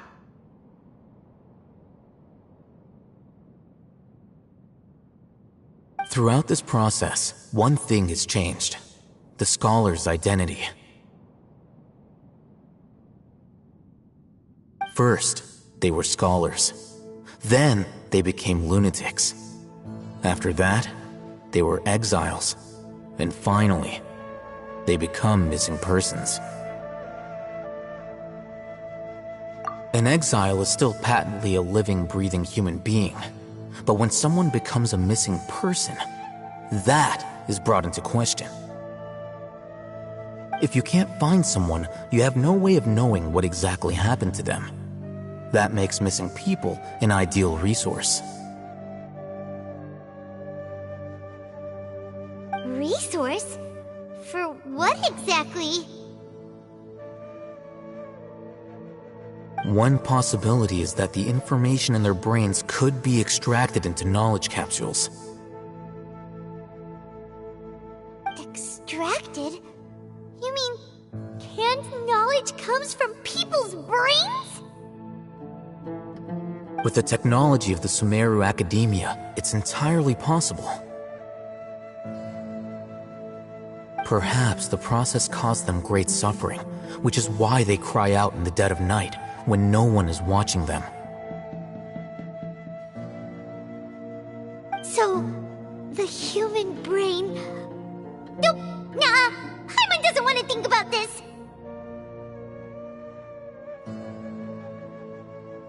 I'm the Academia scribe, after all. I'm familiar with their projects. Anyway, judging by Razak's state, the contents of a divine knowledge capsule were extracted from his mind, but something went wrong in the process. Or perhaps his curiosity got the better of him, and he used such a capsule for himself.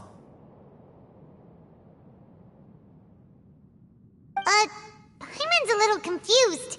Can they just use anyone's brain?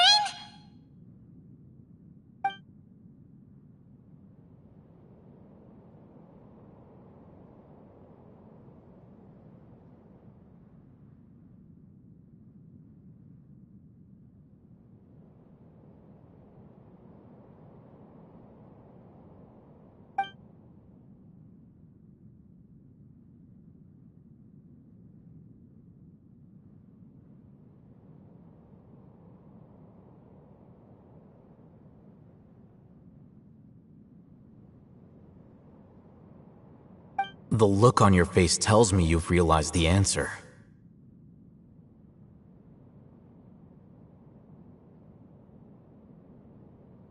That's right. To some scholars, gaining knowledge about the gods is their entire life's pursuit. Extracting canned knowledge is just one of the extreme measures they turn to.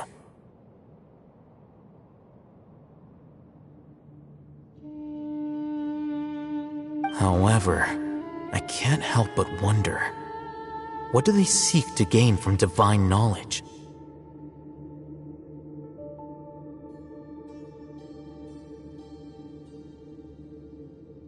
The Academia is going out of their way to look for forbidden knowledge, but what is their ultimate goal?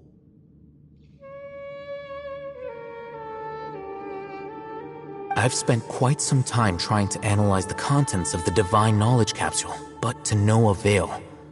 It seems like my way of thinking is too different from theirs.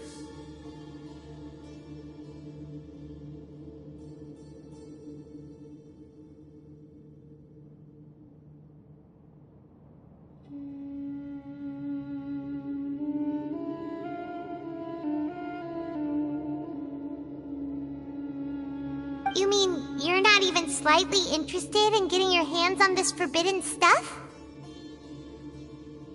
All scholars seek to expand the horizons of knowledge, but I'm not particularly interested in gods, so I don't share their degree of zealotry.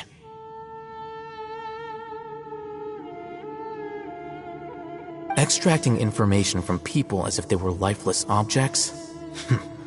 If this is the direction of academic progress, then the Academia may as well shut its doors.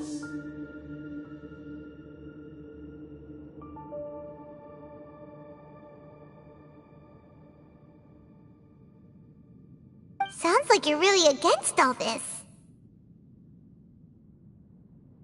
Of course. The Academia's actions run contrary to their rules. Whether it be academics or knowledge, everything has its boundaries. If those lines are crossed, the rules and order that govern everything in the world will be destroyed.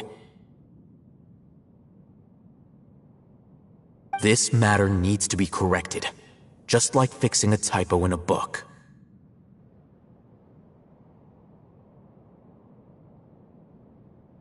Wait, didn't you step in to help because you felt sympathy for those poor people? Not to be callous, but no. My criteria are a little more restrictive than that. There is no shortage of suffering in Sumeru, and the same can be said for the rest of Teyvat as well. What do you plan to do about that? Save every last person? Probably not. Paimon's not sure.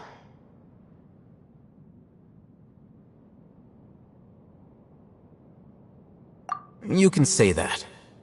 Simply put, I don't blindly place my faith into strength or heroism. I do what I want.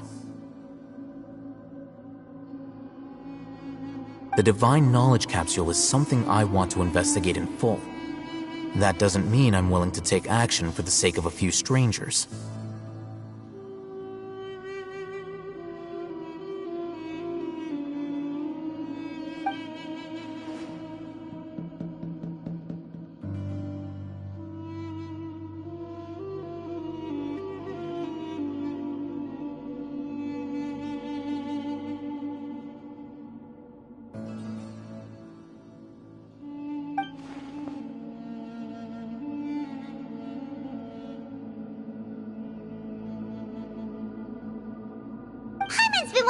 This for a while. There are a lot of bad guys in the Academia, but you're not one of them. You're their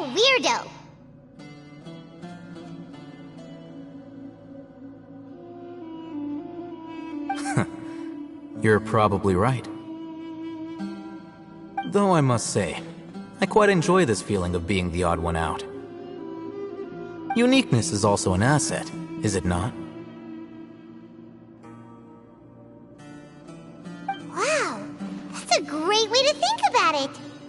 Really impressed.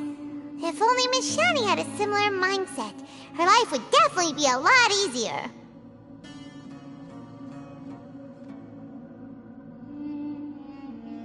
I'm just a more likable person than her in general. There's nothing more to it than that.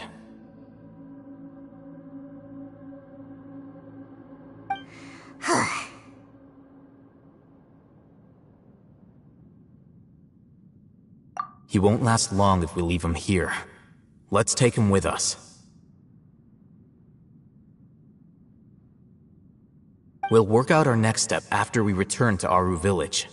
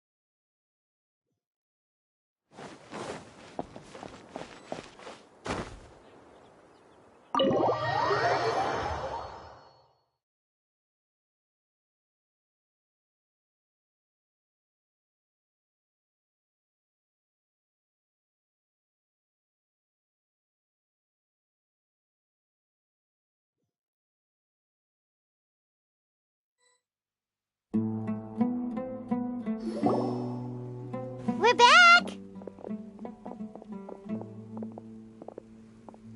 You must be tired. You should rest and take some water.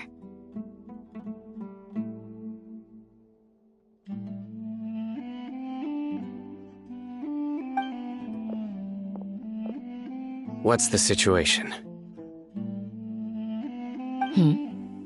Who's this? Unfortunately, somebody who's too young to take on the role of Isak's grandfather. Nevertheless, he's one of the people we're trying to find.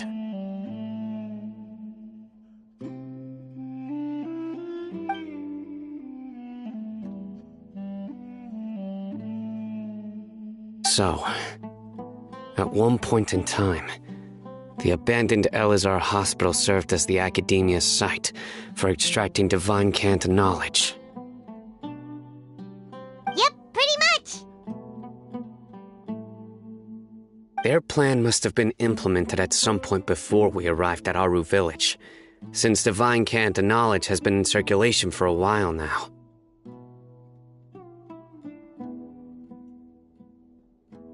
Yet, they fled once we were headed to the village, almost as if they knew we were on their trail. Why is that? Yeah, why is that? We may have a mole in our midst.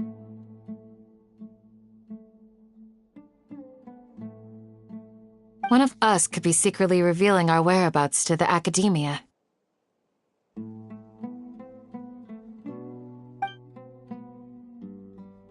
Huh? Are our friendships that shallow?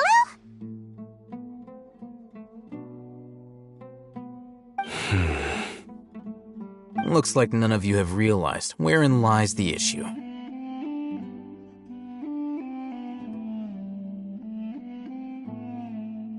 Sino, you're the reason why they can predict our movements. Wait, what's that supposed to mean?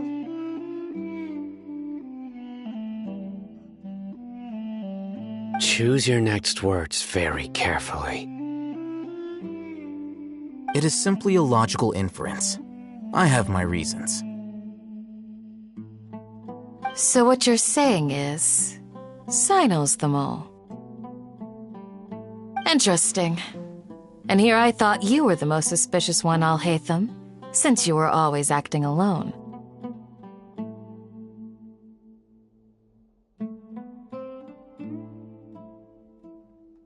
I know. You have a point. But I realized something as we were returning from the hospital. Sino isn't like any of us.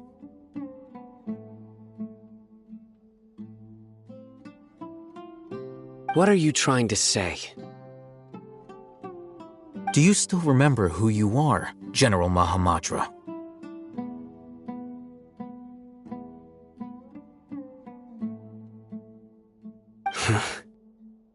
As a Matra, you are no doubt privy to certain kinds of information. Before you can take action against someone, you are required to have all the facts available, including the less than savory details.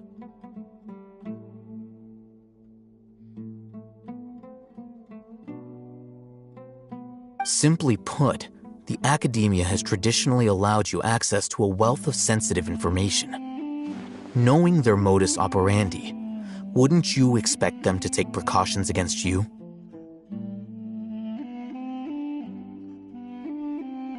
If you want to raise a vicious wolf, you need to make sure that you can avoid its bite.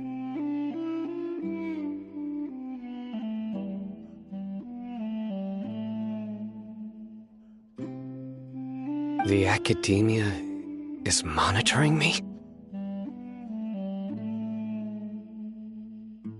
It's not that simple. The academia has eyes all over Sumeru, but they have a special protocol for dealing with you. Every so often comes a Nyagarbaha Day. On this day, the academia enters new information into the Akasha through knowledge capsules.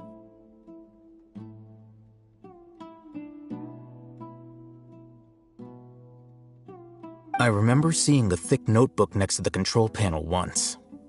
Its contents were all about the General Mahamatra, his activities throughout the day, preferred methods of enacting judgment, everything.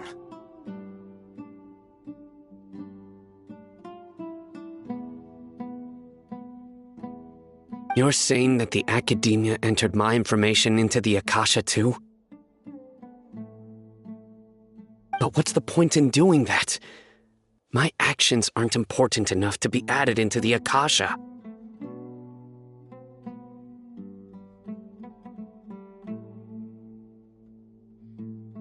The Akasha is capable of computation.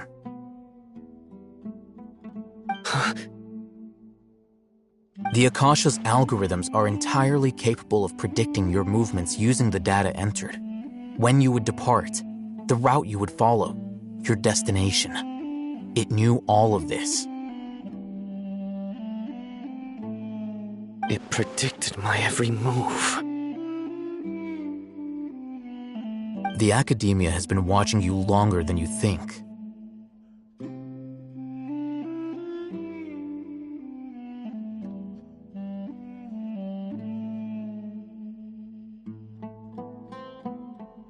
So that's how it is. Sino adheres to his principles so strongly that he's actually a thorn in their side.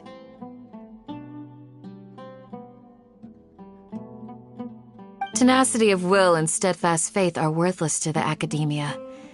They need scholars who are easily pliable and mindlessly go after anything they can profit from.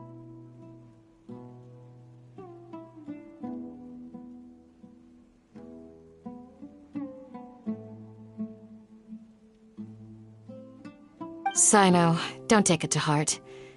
This just proves how much of a trustworthy ally you are.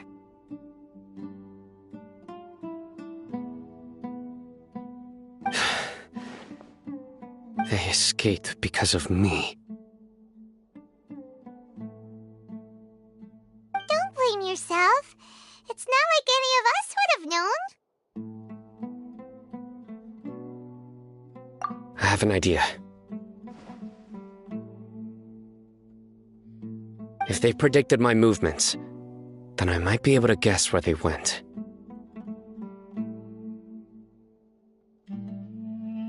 Whoa, you bounced back fast. There is always an opportunity for safety after danger passes. Oh, so that's how it is! Paimon gets it now! If the academia is trying to avoid Sino, then the safest place would be...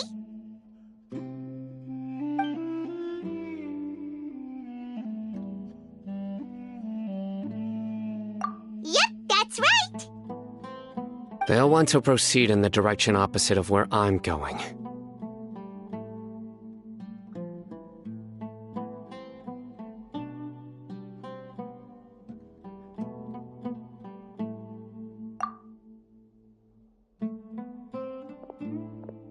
I must go. There's also something I want to investigate.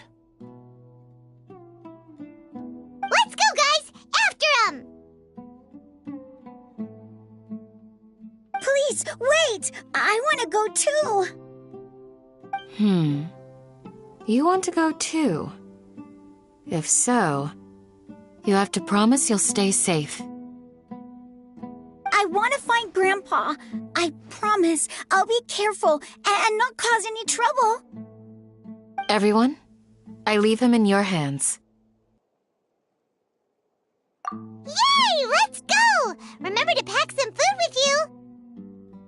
Paimon feels like we're missing someone, though.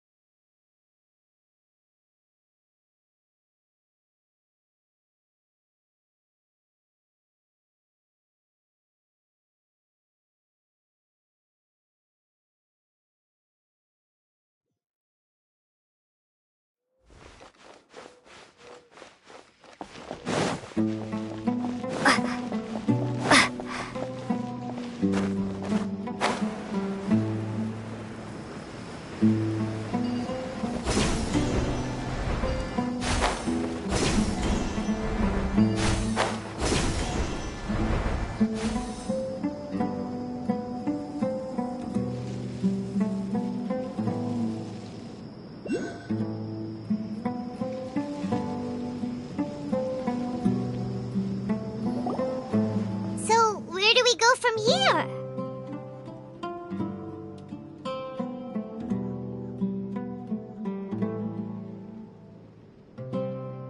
Yes. After leaving the village, we should head straight toward the desert.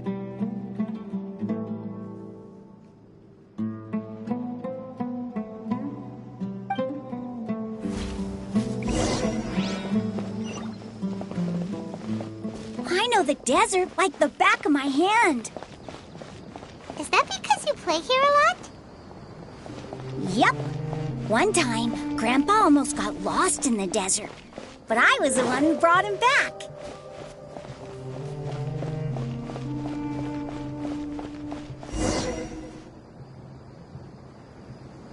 There's something here. What's this? It's buried in the sand. Looks like we'll need to roll up our sleeves and do some work.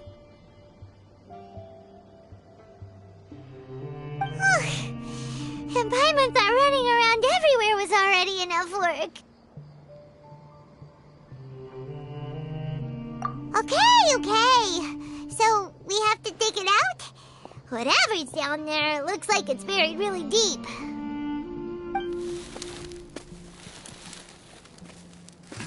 These are likely fragments of an Academia-developed device, something akin to a headset.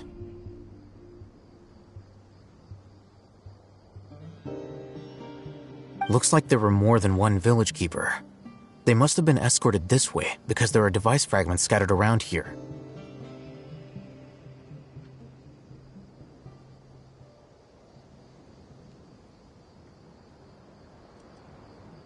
Let's split up and search the area. Chances are that we'll find other things nearby.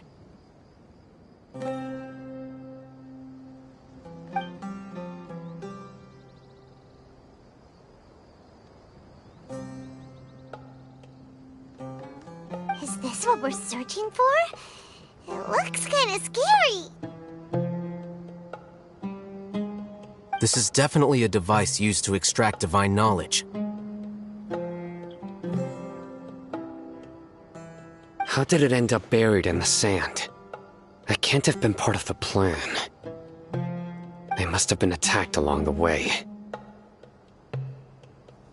Wait, what? Grandpa, I hope you're okay. Don't worry, your grandpa's gonna be fine. Razak didn't display any signs of starvation or dehydration, which means that they left fairly recently.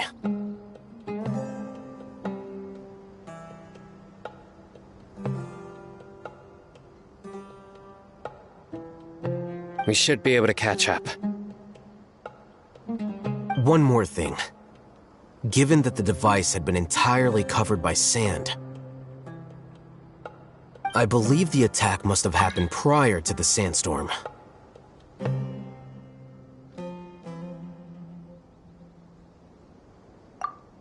Let's keep going. They can't have gone far.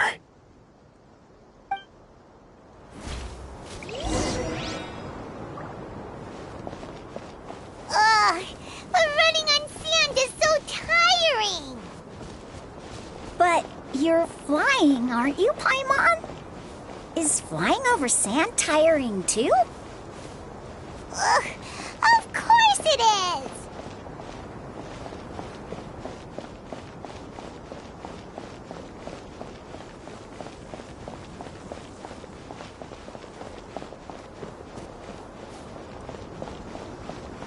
Voices, over there. It sounds like an argument. Whoa, you have really good ears.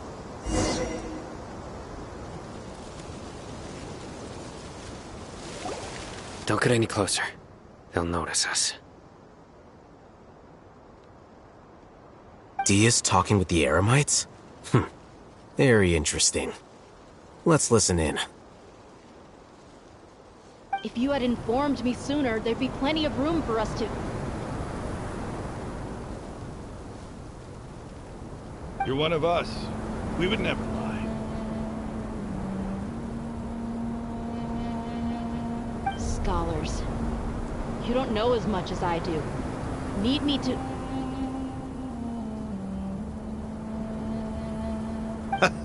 I knew it. That's our Dia. Dia? Why would you... Dia! Hey, what are you doing? Huh? Didn't you say you'd help me find Grandpa? Why are you on their side?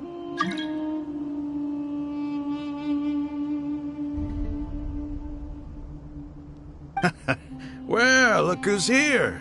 Ain't that something? This complicates things. You've betrayed Aru village?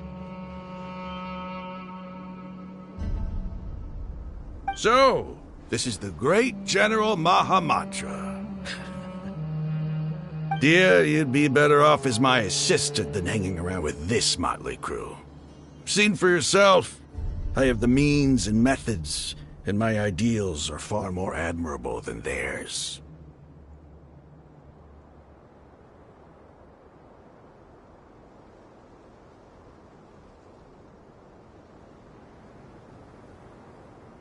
I'm not the type that's easily swayed, Raman.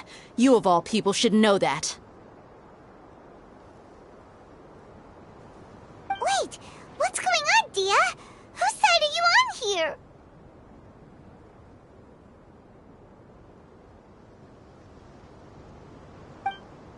Shut it, Paimon.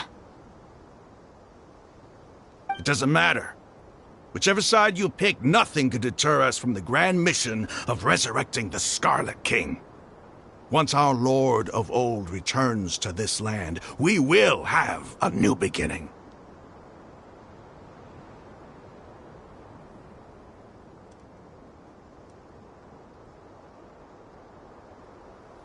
Face the facts, Raman. It's not gonna happen. You should understand that more than anyone. Have all your years as a merc taught you nothing about placing hopes in a ruler?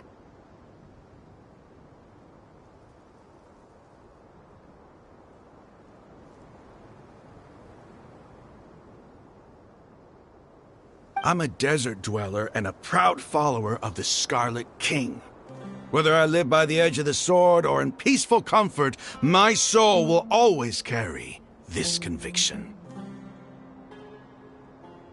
It's not too late yet. The village Mad scholars aren't gonna bring the Scarlet King back to life.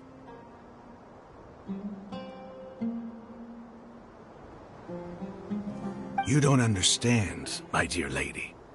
Pursuing our faith is our purpose in life. Even if the chance of success is 1 in a million, we must be willing to give everything we have.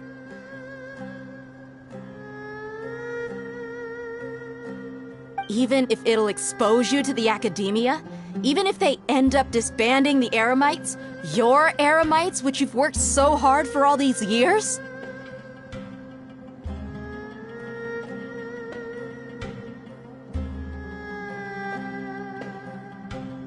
Yes. We've waited a long time for this day to come. The sun and the moon no longer shine here. All you see now is cracks in this desiccated land. But fate has finally dealt me a hand to play against the academia. With these scholars in our custody, we'll stomp the academia's forces and fight our way beyond the wall of Samiel. Ridiculous. Think about it. The academia controls the entirety of Sumeru. Your powers are negligible in comparison. If you still don't believe me, then try asking these 2 men. They're also against the academia, but neither of them are as arrogant as you are. They look more like pawns of the academia to me. Why would I listen to anything the people of Greater Lord Rukkhadevata have to say? Filthy traitors. Your god abandoned all honor and betrayed the Scarlet King. We desert dwellers will never trust the likes of you.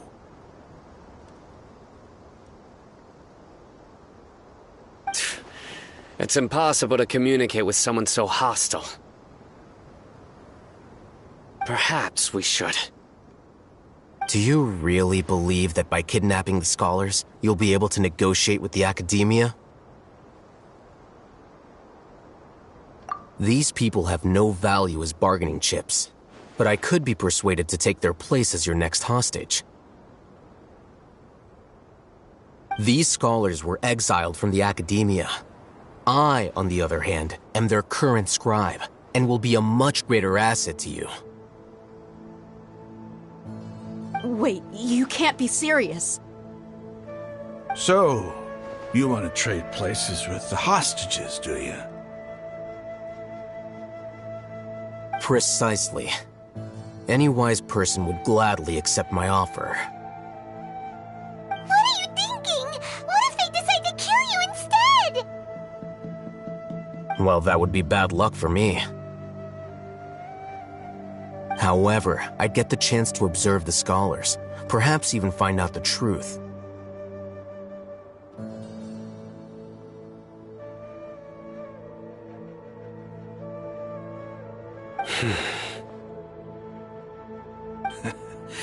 Think you can talk me over with that confident look of yours? I'm not trying to persuade you. I'm using this as a means of joining forces against the academia. You are the scribe. What do you have against the academia? Not all desert dwellers believe in the Scarlet King, and the same applies to the academia. Why must all knowledge seekers approve of the academia's way of doing things?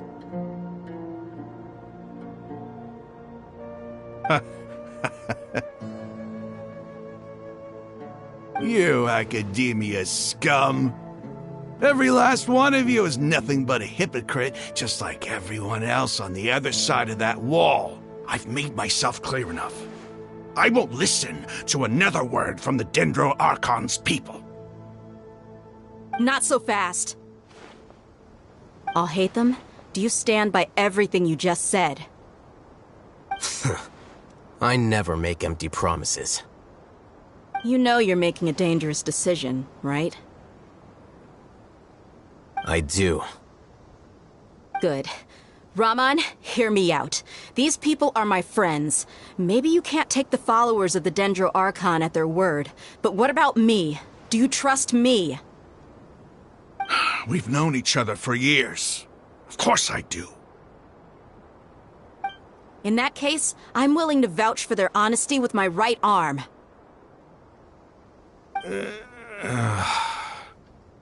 Come on, Rahman, don't be a coward. If you're serious about taking on the Academia, you need to steel yourself. You can't be afraid.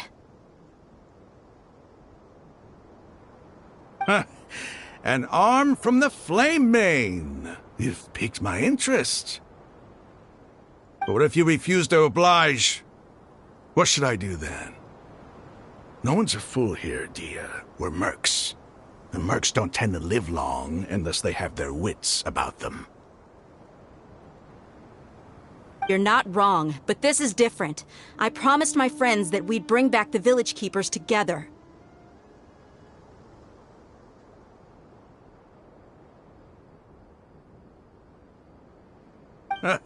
Let's do it right here, then. Give me your right arm as proof of your resolve. Don't listen to him! He's not even trying to negotiate! He just wants to make things more difficult! That's fine. Are you crazy? We came here to save lives.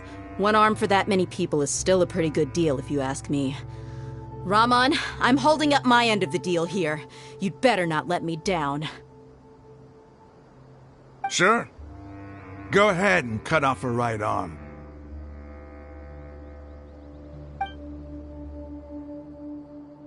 No! Dia! What are you gonna do? Think of something! You don't have to go this far. That's not for you to decide. Do it! Dia! Run!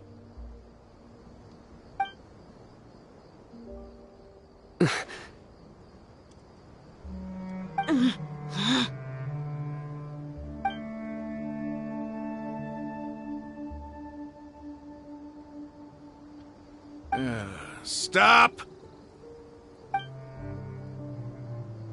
What's wrong? Can't do it? Flame Mane, you and I are both desert folk. Cutting off your arm is no different than cutting off my own fingers. Where's the sense in cutting my own kin to pieces?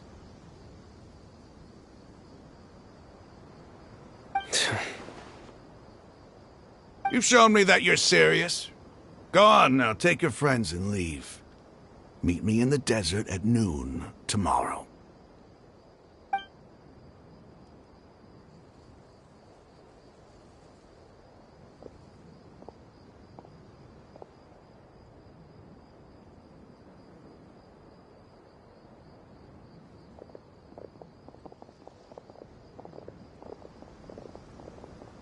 Phew.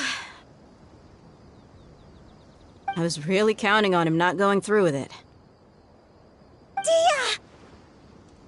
That was crazy! Have you all lost your minds? What if he'd actually cut your arm off? Then I just have to hold my claymore with my left arm.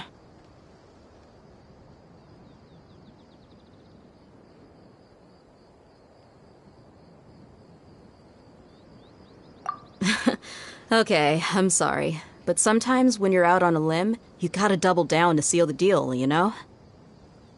Don't ever make a promise like that again. I can deal with the likes of them. If it came down to it, you would not lose to them either. I don't doubt it, Sino. But this is about more than me and them. There's a lot more where they came from.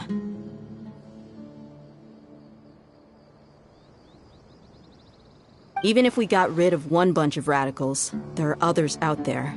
Wiping them out would do more harm than good. As you wish. I'm sorry, Dia. I should have stayed put and listened. I should have trusted you. It's okay.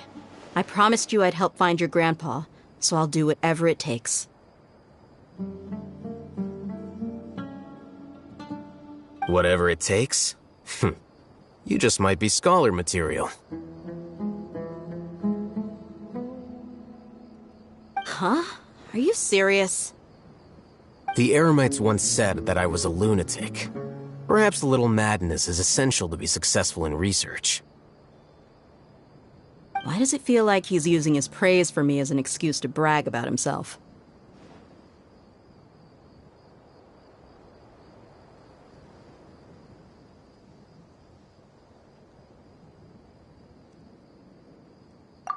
Okay, let's get moving. We should head back to the village and rest up. Today was just a trial run. Noon tomorrow is gonna be the hard part.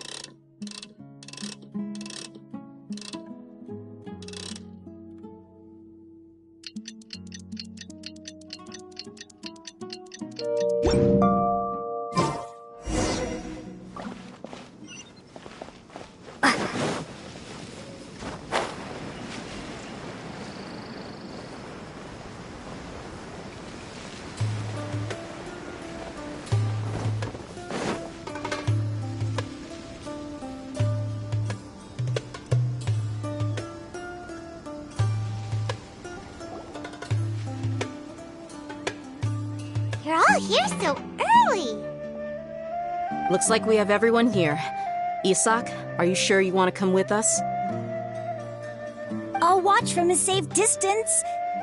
Dia, I want to be there to bring Grandpa home. Okay, let's go then. Dia, wait. What's the matter? I heard that you were quite reckless yesterday. No more of that today, understood? Or I'll be very upset with you. Fine.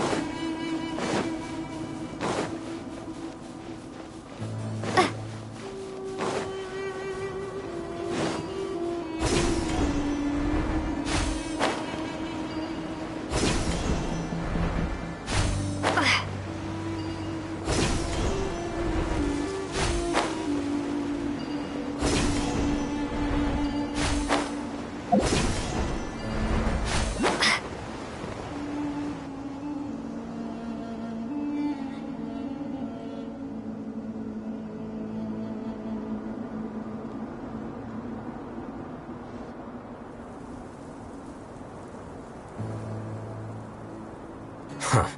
They got here before us.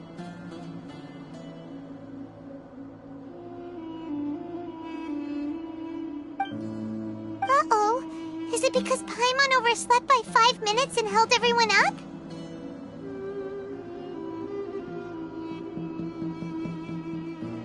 Is everything ready?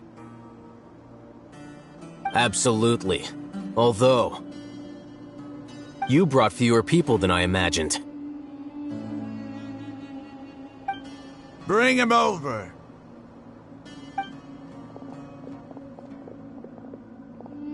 Grandpa! Why is there only one of them? Rahman, I've always thought of you as a man of his word. What's this about? It's a 1-for-1 exchange. Sounds fair, don't you think? And let me put it this way. Agreeing to any kind of deal with the Dendro Archon's people is already a huge compromise on my part. Don't you think you've asked enough?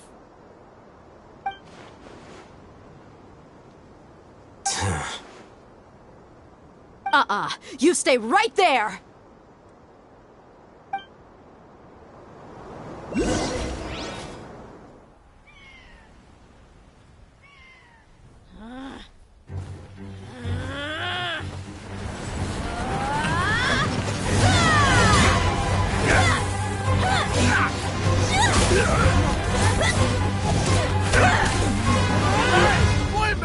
what do you think you're doing? Grandpa!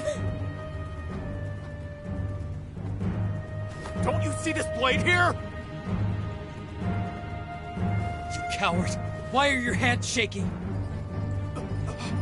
Wait a second! It's a earthquake! Grandpa!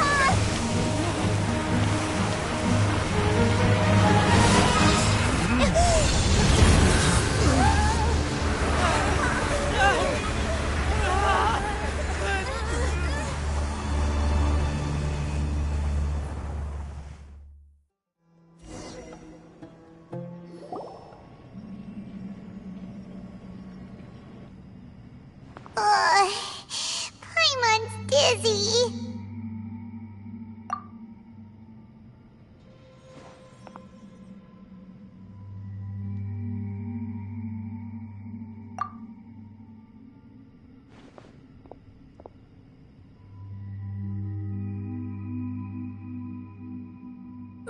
This day's going just great. What a nuisance. The sand dune collapsed. I saw an energy field. The village keeper protected us. It glowed green with dendro. Just like you said, it may well have been the remains of Lesser Lord Kusanali's power inside the scholar's body.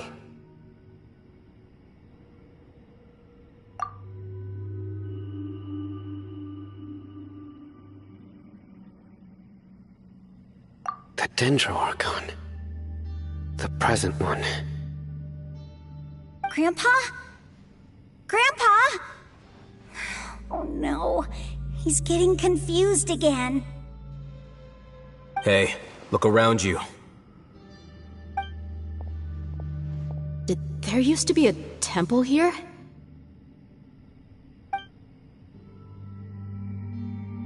It seems that when the sand dune collapsed, it exposed these underground structures.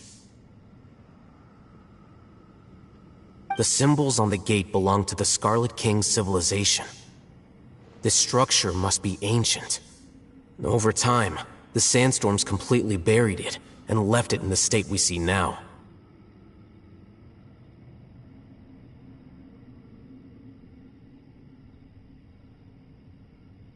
It could have been an underground palace in the distant past. Oh, a miracle. Praise the Scarlet King! What's he doing here? And his men too? They must have fallen down here with us. Pretty lucky if you ask me.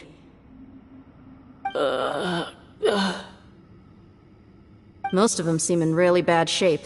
Except for him. He got off lightly. Mind your head. No, this isn't the time for conflict.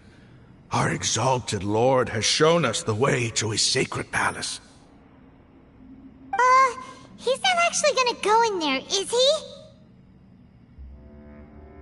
As it happens, I want to take a look inside too. What are you doing? Don't you think it's curious? 1 minute, Lesser Lord Kusanali's power protects us from harm, and the next, remnants of the Scarlet King's civilization appear.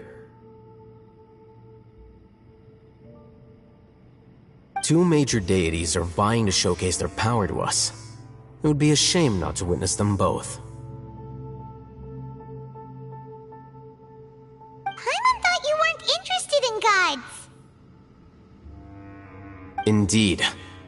In my view, gods are just a higher form of living being, or creature, you could say.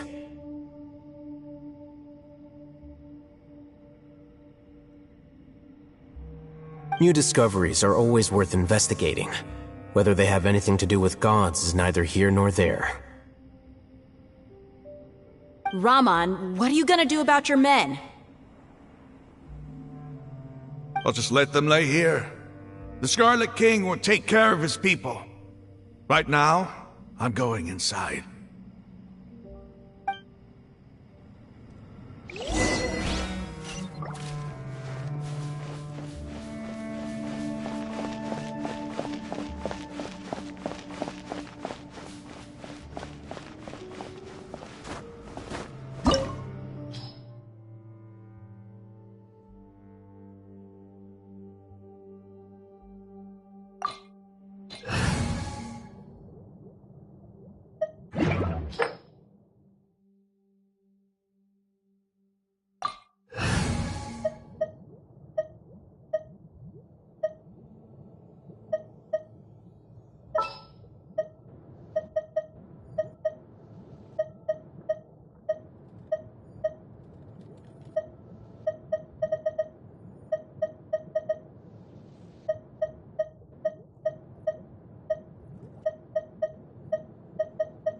What's happening?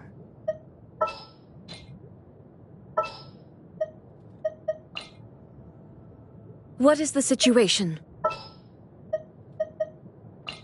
Let's go.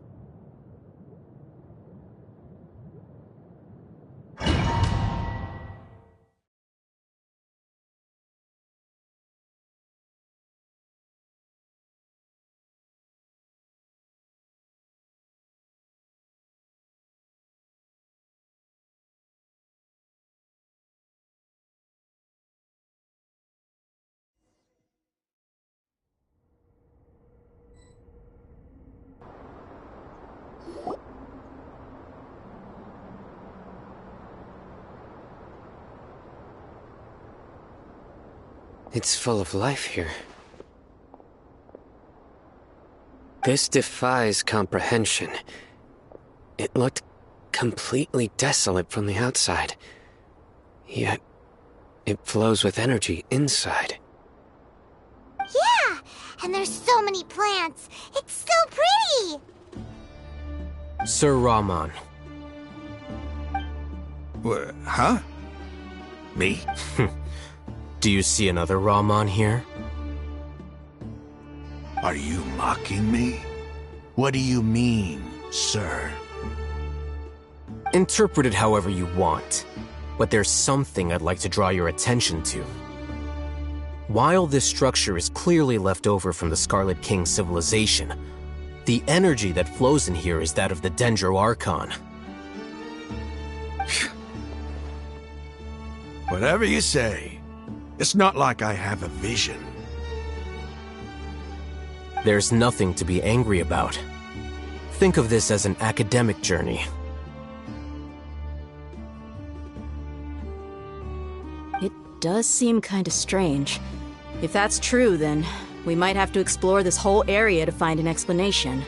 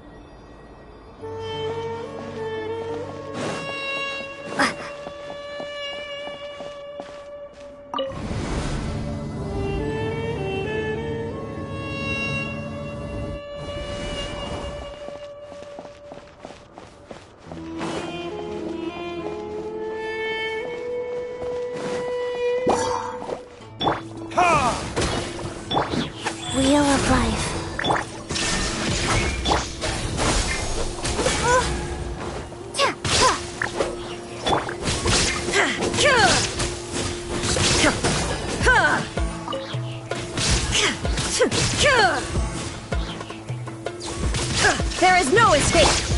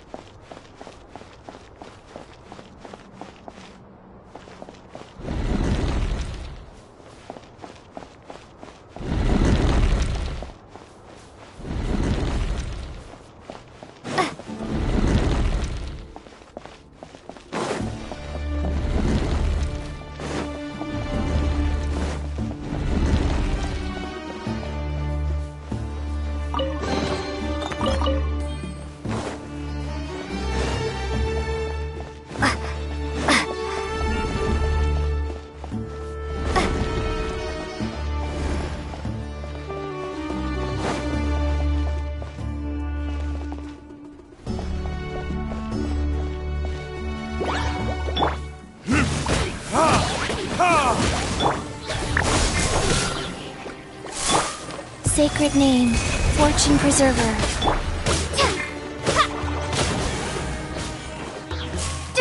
Scatter! Verdict is...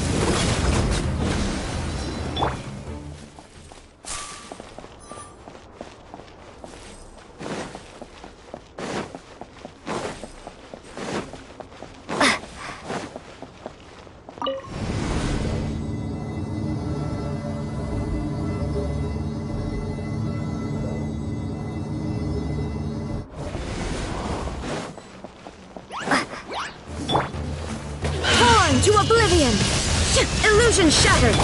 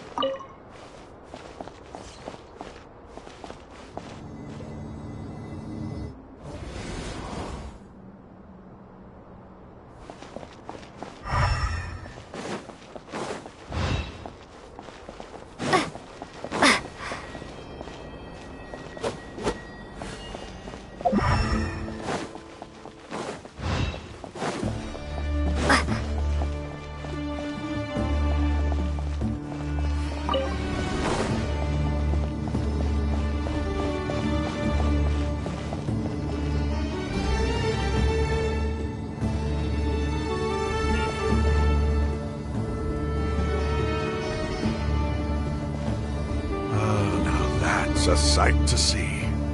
The Scarlet King's splendor surrounds us. There's so much vegetation here. It's different than what I expected. Sure are a lot of plants for a desert. That's what I call divine providence of the Scarlet King.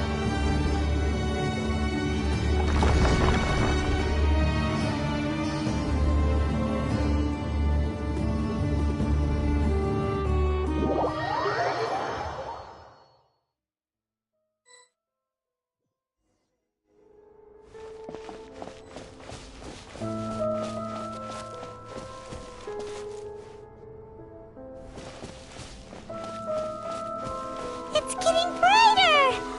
Oh, it looks so beautiful!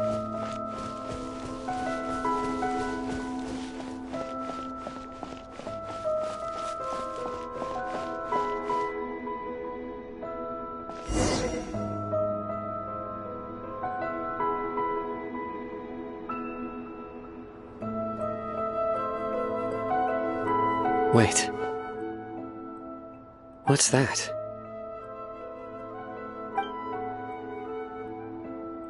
A load of flowers, and it looks like there's something among them.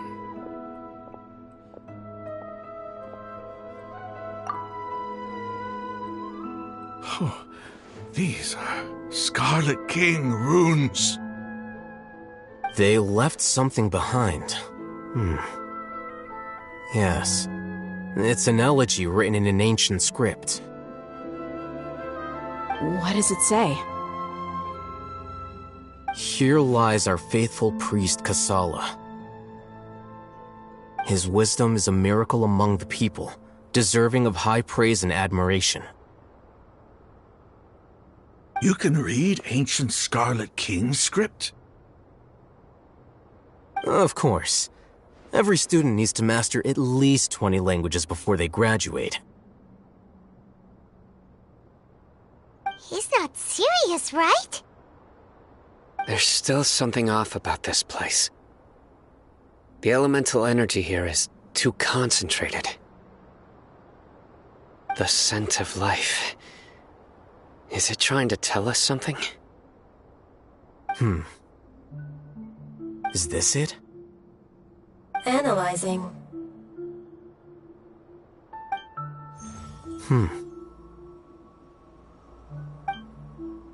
There seems to be a hidden message among these skeletal remains.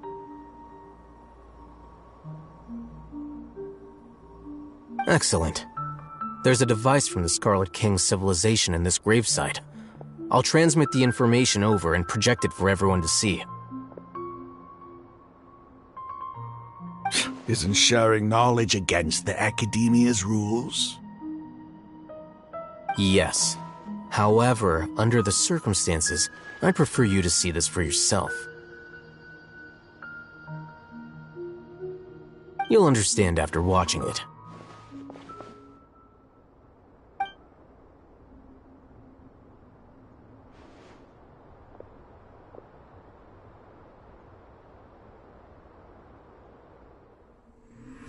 Civilization is born of knowledge, but so too can knowledge be its demise. A disaster caught us unaware. It was knowledge that did not belong to this world.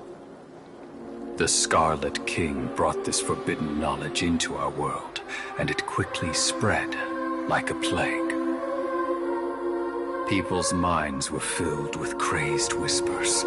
Dark gray scales spread across their bodies. Even the land was stripped of its vigor. Only a desperate, deathly silence remained. Were it not for greater Lord Rukkhadevata from the forests, the damage would have been irreversible. She summoned the priests to build temples and infused into them the divine power of life. The disaster was miraculously tempered, and the embers of our civilization were preserved in Aru village. Alas, the miracle could not last. As long as forbidden knowledge continued to exist, it would forever blight this world. In the end, the proud king of the desert, My eternal lord chose to sacrifice himself. I have spent my whole life since guarding one of these many temples. But now, my duty is coming to an end. As I close my eyes for the final time, the sight of that noble deity will appear in my vision once more. In helping the Scarlet King to eradicate forbidden knowledge, she exhausted her strength, and her form became that of a small child. How strange. Now that I think of her, I no longer have any fear of death, for I sense that the spirit of life will abide with me during my eternal sleep. Children of the desert, cling no longer to past grievances, but hold tight to the memory of this act of benevolence. What was that? The priest's memories. No, impossible. Greater Lord Rukkhadevata. So the former Dendro Archon and the Scarlet King were never enemies at all. But this doesn't make any sense. The Dendro Archon's followers, they're clearly... Was that the former Dendro Archon? She became so tiny in the end.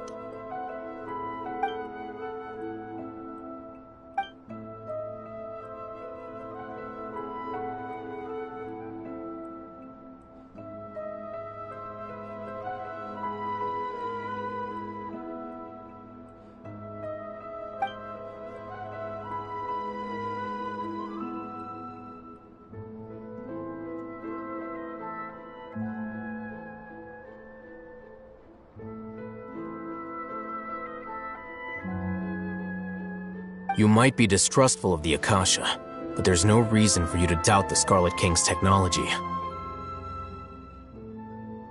You've just witnessed his priest's last words. I've never heard about any of this before. The surviving followers of the Scarlet King all gathered in Aru village. Our god did not make mistakes. We refused to believe any of the rumors. The Scarlet King's death, the all but total annihilation of our civilization, it was all Greater Lord Rukkhadevata's doing. We saw her as nothing more than a traitor, who stabbed us in the back in our moment of crisis. Just like us humans, fighting, feuding, double-crossing each other to survive in the desert. You were blinded by your prejudice.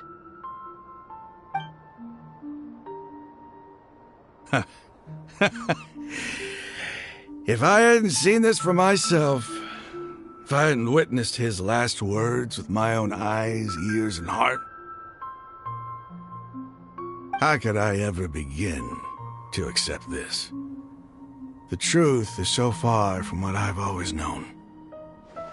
Am I really supposed to believe that after all these years, all this time seeking revenge, suddenly now my enemy is my savior? Raman, that's enough. Give it a rest. You're starting to make a fool of yourself. Dia, tell me. My Eremites and I, what are we even fighting for?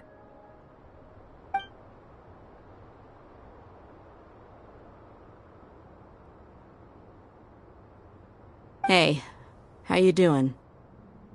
I'll live. Thanks.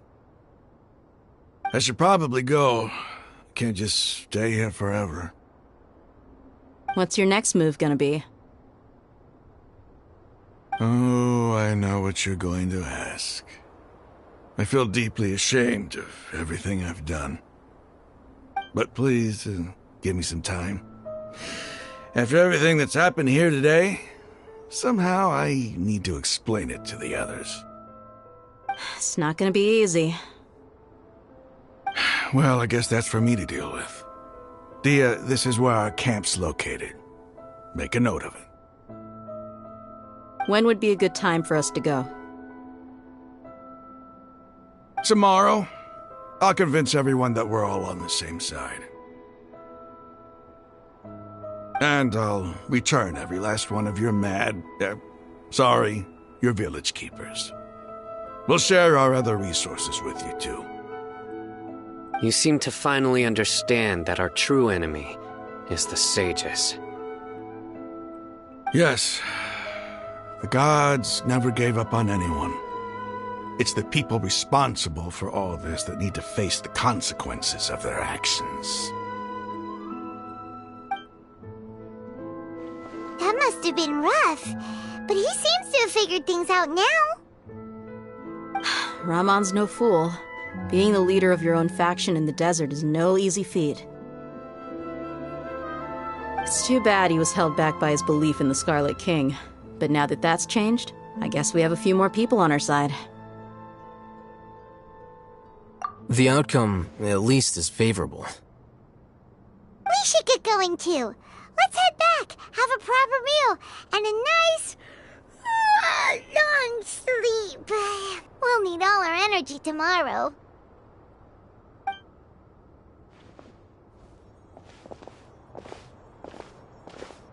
We're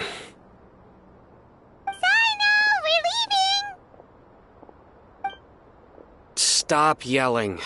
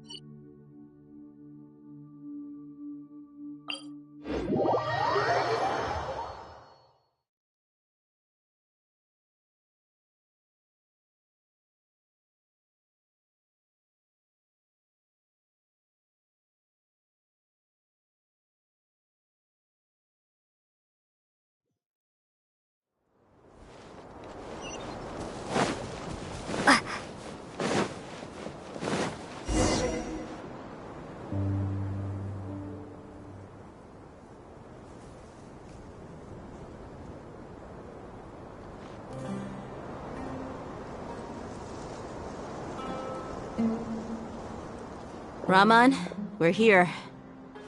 Everything's been arranged. Someone will bring the village keepers back to Aru village shortly. I guess all I can say now is... thanks for... Don't mention it. I think we can both agree you went to hell and back for it. But we share a common cause now. From here on out, we're allies. Where are the perpetrators? I'll bring you to them.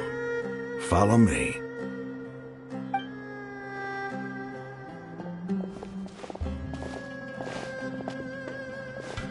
So these are the people who kidnapped the village keepers. Oh no, it's the scribe! There's no need to yell. No one can help you now. We've been all over the desert trying to find you! That's right.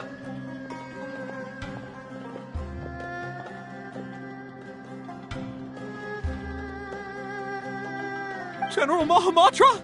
No, no! Make it quick, please! Swift and painless! Whoa. The moment they set eyes on Sino, they turn pale like they've seen a ghost! You should have known that I would be coming for you. Wait, we were just following orders! You know what I'm talking about, right? There's no way we could have done all this by ourselves! No, not Sino! He's gonna tear us limb from limb!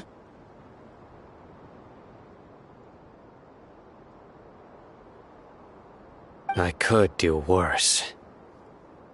Please have mercy! Start talking. Otherwise, I'll have to resort to other methods. So, your superiors have kept you quite busy recently. Why? What are they trying to accomplish? They wanted to extract canned knowledge.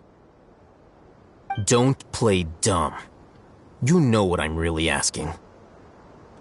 They extract divine canned knowledge. Then what? I really don't know how to explain it. Well, you better start talking or you'll be sorry!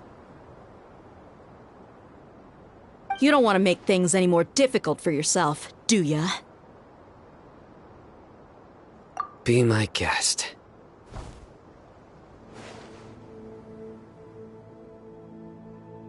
Huh?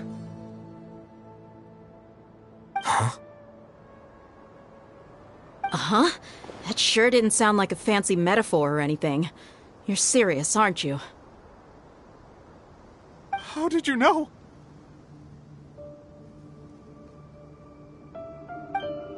There's no use hiding it now. Yes, you're right. The Academia is working on an important and potentially world-changing project. They are creating a new god. A god that will belong to them and to the people of Sumeru. It may seem as if Sumeru's academics are thriving, but ever since the death of Greater Lord Rukkhadevata, scholarly breakthroughs have been few and far between.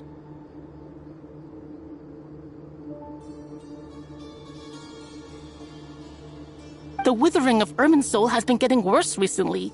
The sages have tried everything they could think of, but nothing's worked. I'm always hearing them say things like, if only Greater Lord Rukkhadevata was still with us.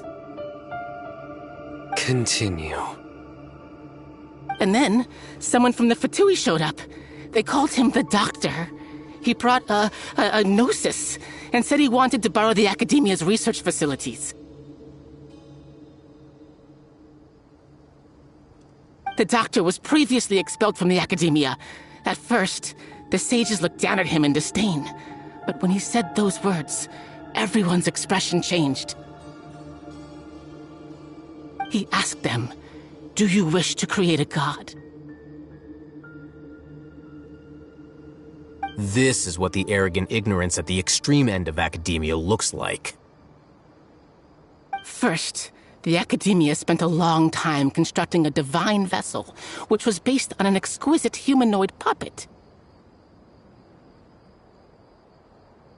After that, they harvested dreams via the Zeb-Zerus Festival Samsara, maximizing the Akasha's output.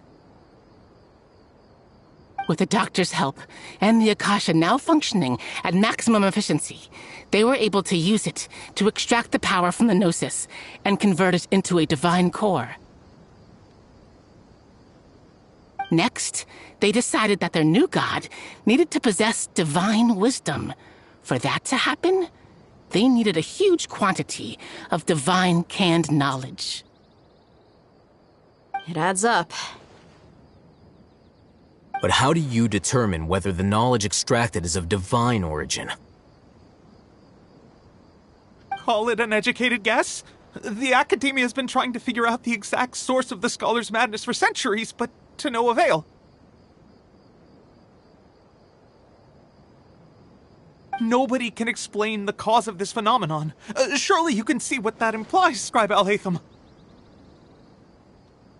If it's knowledge no mortal can comprehend, then it must be something only gods are able to decipher. In other words, it's the source of the God of Wisdom's omniscience and omnipotence.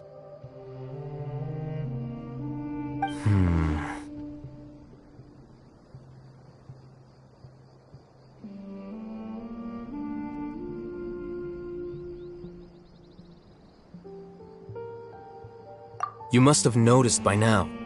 The Academia doesn't care about who their god is. It's the ability to exercise control over knowledge and wisdom that matters. It is as if they are cursed with a desire for omniscience and omnipotence that burns in their blood. Some organisms demonstrate phototaxis, and thus orient their entire lives in respect to sources of light. For the sages, their only source of hope is the existence of a deity who embodies the acme of wisdom. This is but a form of phototaxis. For many scholars, the absence of a god of wisdom means stumbling in the darkness for the duration of their lives. Then what does Lesser Lord Kusanali mean to you? Is she not a true god present in this world? If you already have a new god, why try to create another one? From the beginning, the Academia has never treated her as a god. When the Academia first discovered Lesser Lord Kusanali, the newborn god of wisdom, the sages hoped that she would be as wise as Greater Lord Rukkhadevata. But upon evaluation, they found that at the time she possessed no more intelligence than any ordinary human child. The sages never had a ruder awakening. This forced them to accept that Greater Lord Rukkhadevata had indeed passed away. Not to mention that Lesser Lord Kusanali's gnosis had been used to power the Akasha this entire time.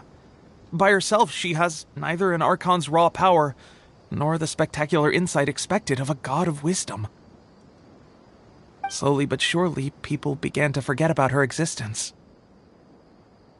So, this is the path the sages have chosen.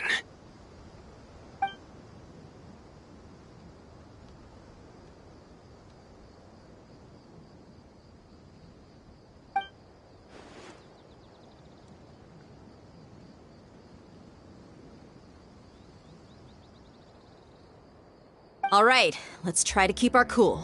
If everyone's in a bad mood, then let's change up our scenery. Rahman, give me a few men to help us escort the village keepers back to the village. And these two scholars, they're coming too. Sure, as you wish.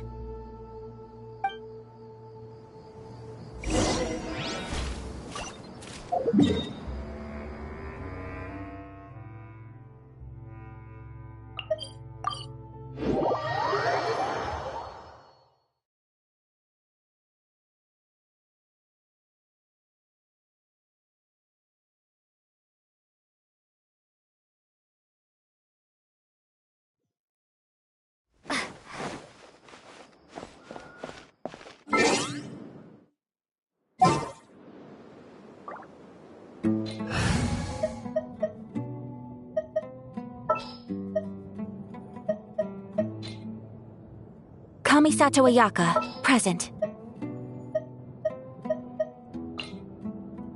All is accounted for. Let's move out. Sure.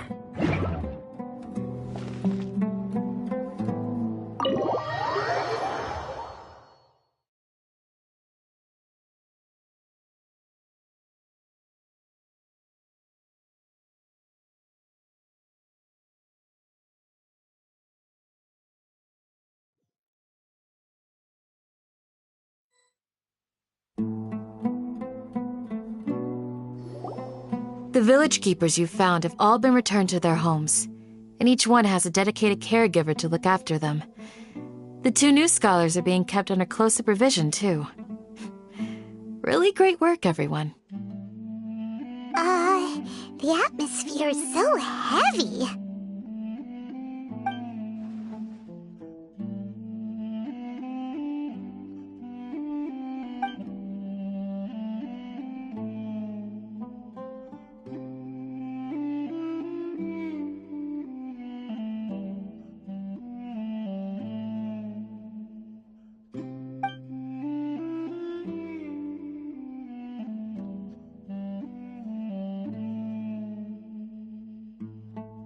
Hey! Say something! Stop spacing out!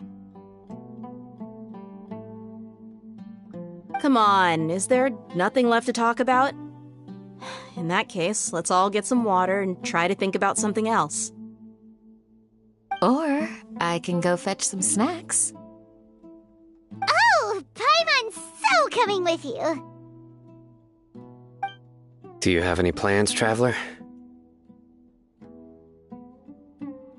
Gods above, you're not talking about work, are you?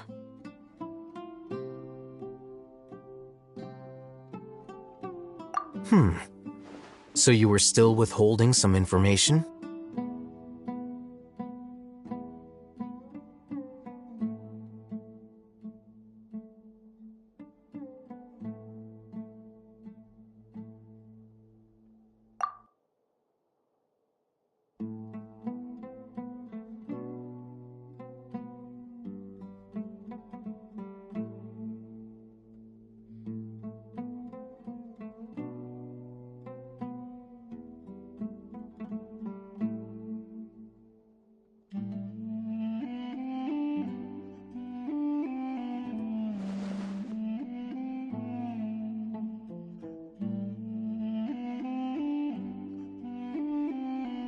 Even though we lived through all of this firsthand, it still feels super surreal to hear you talk about it again.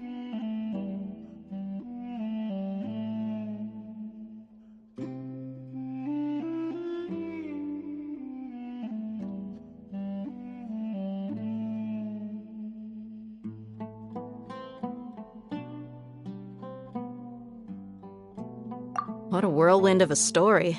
I felt like I was holding my breath the whole time.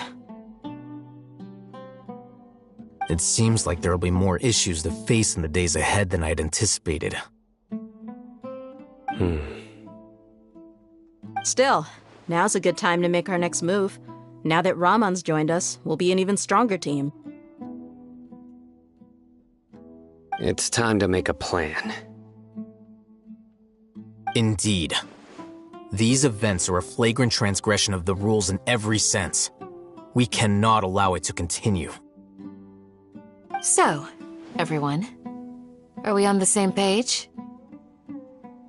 Crush the sages and rescue our god. That is our ultimate goal.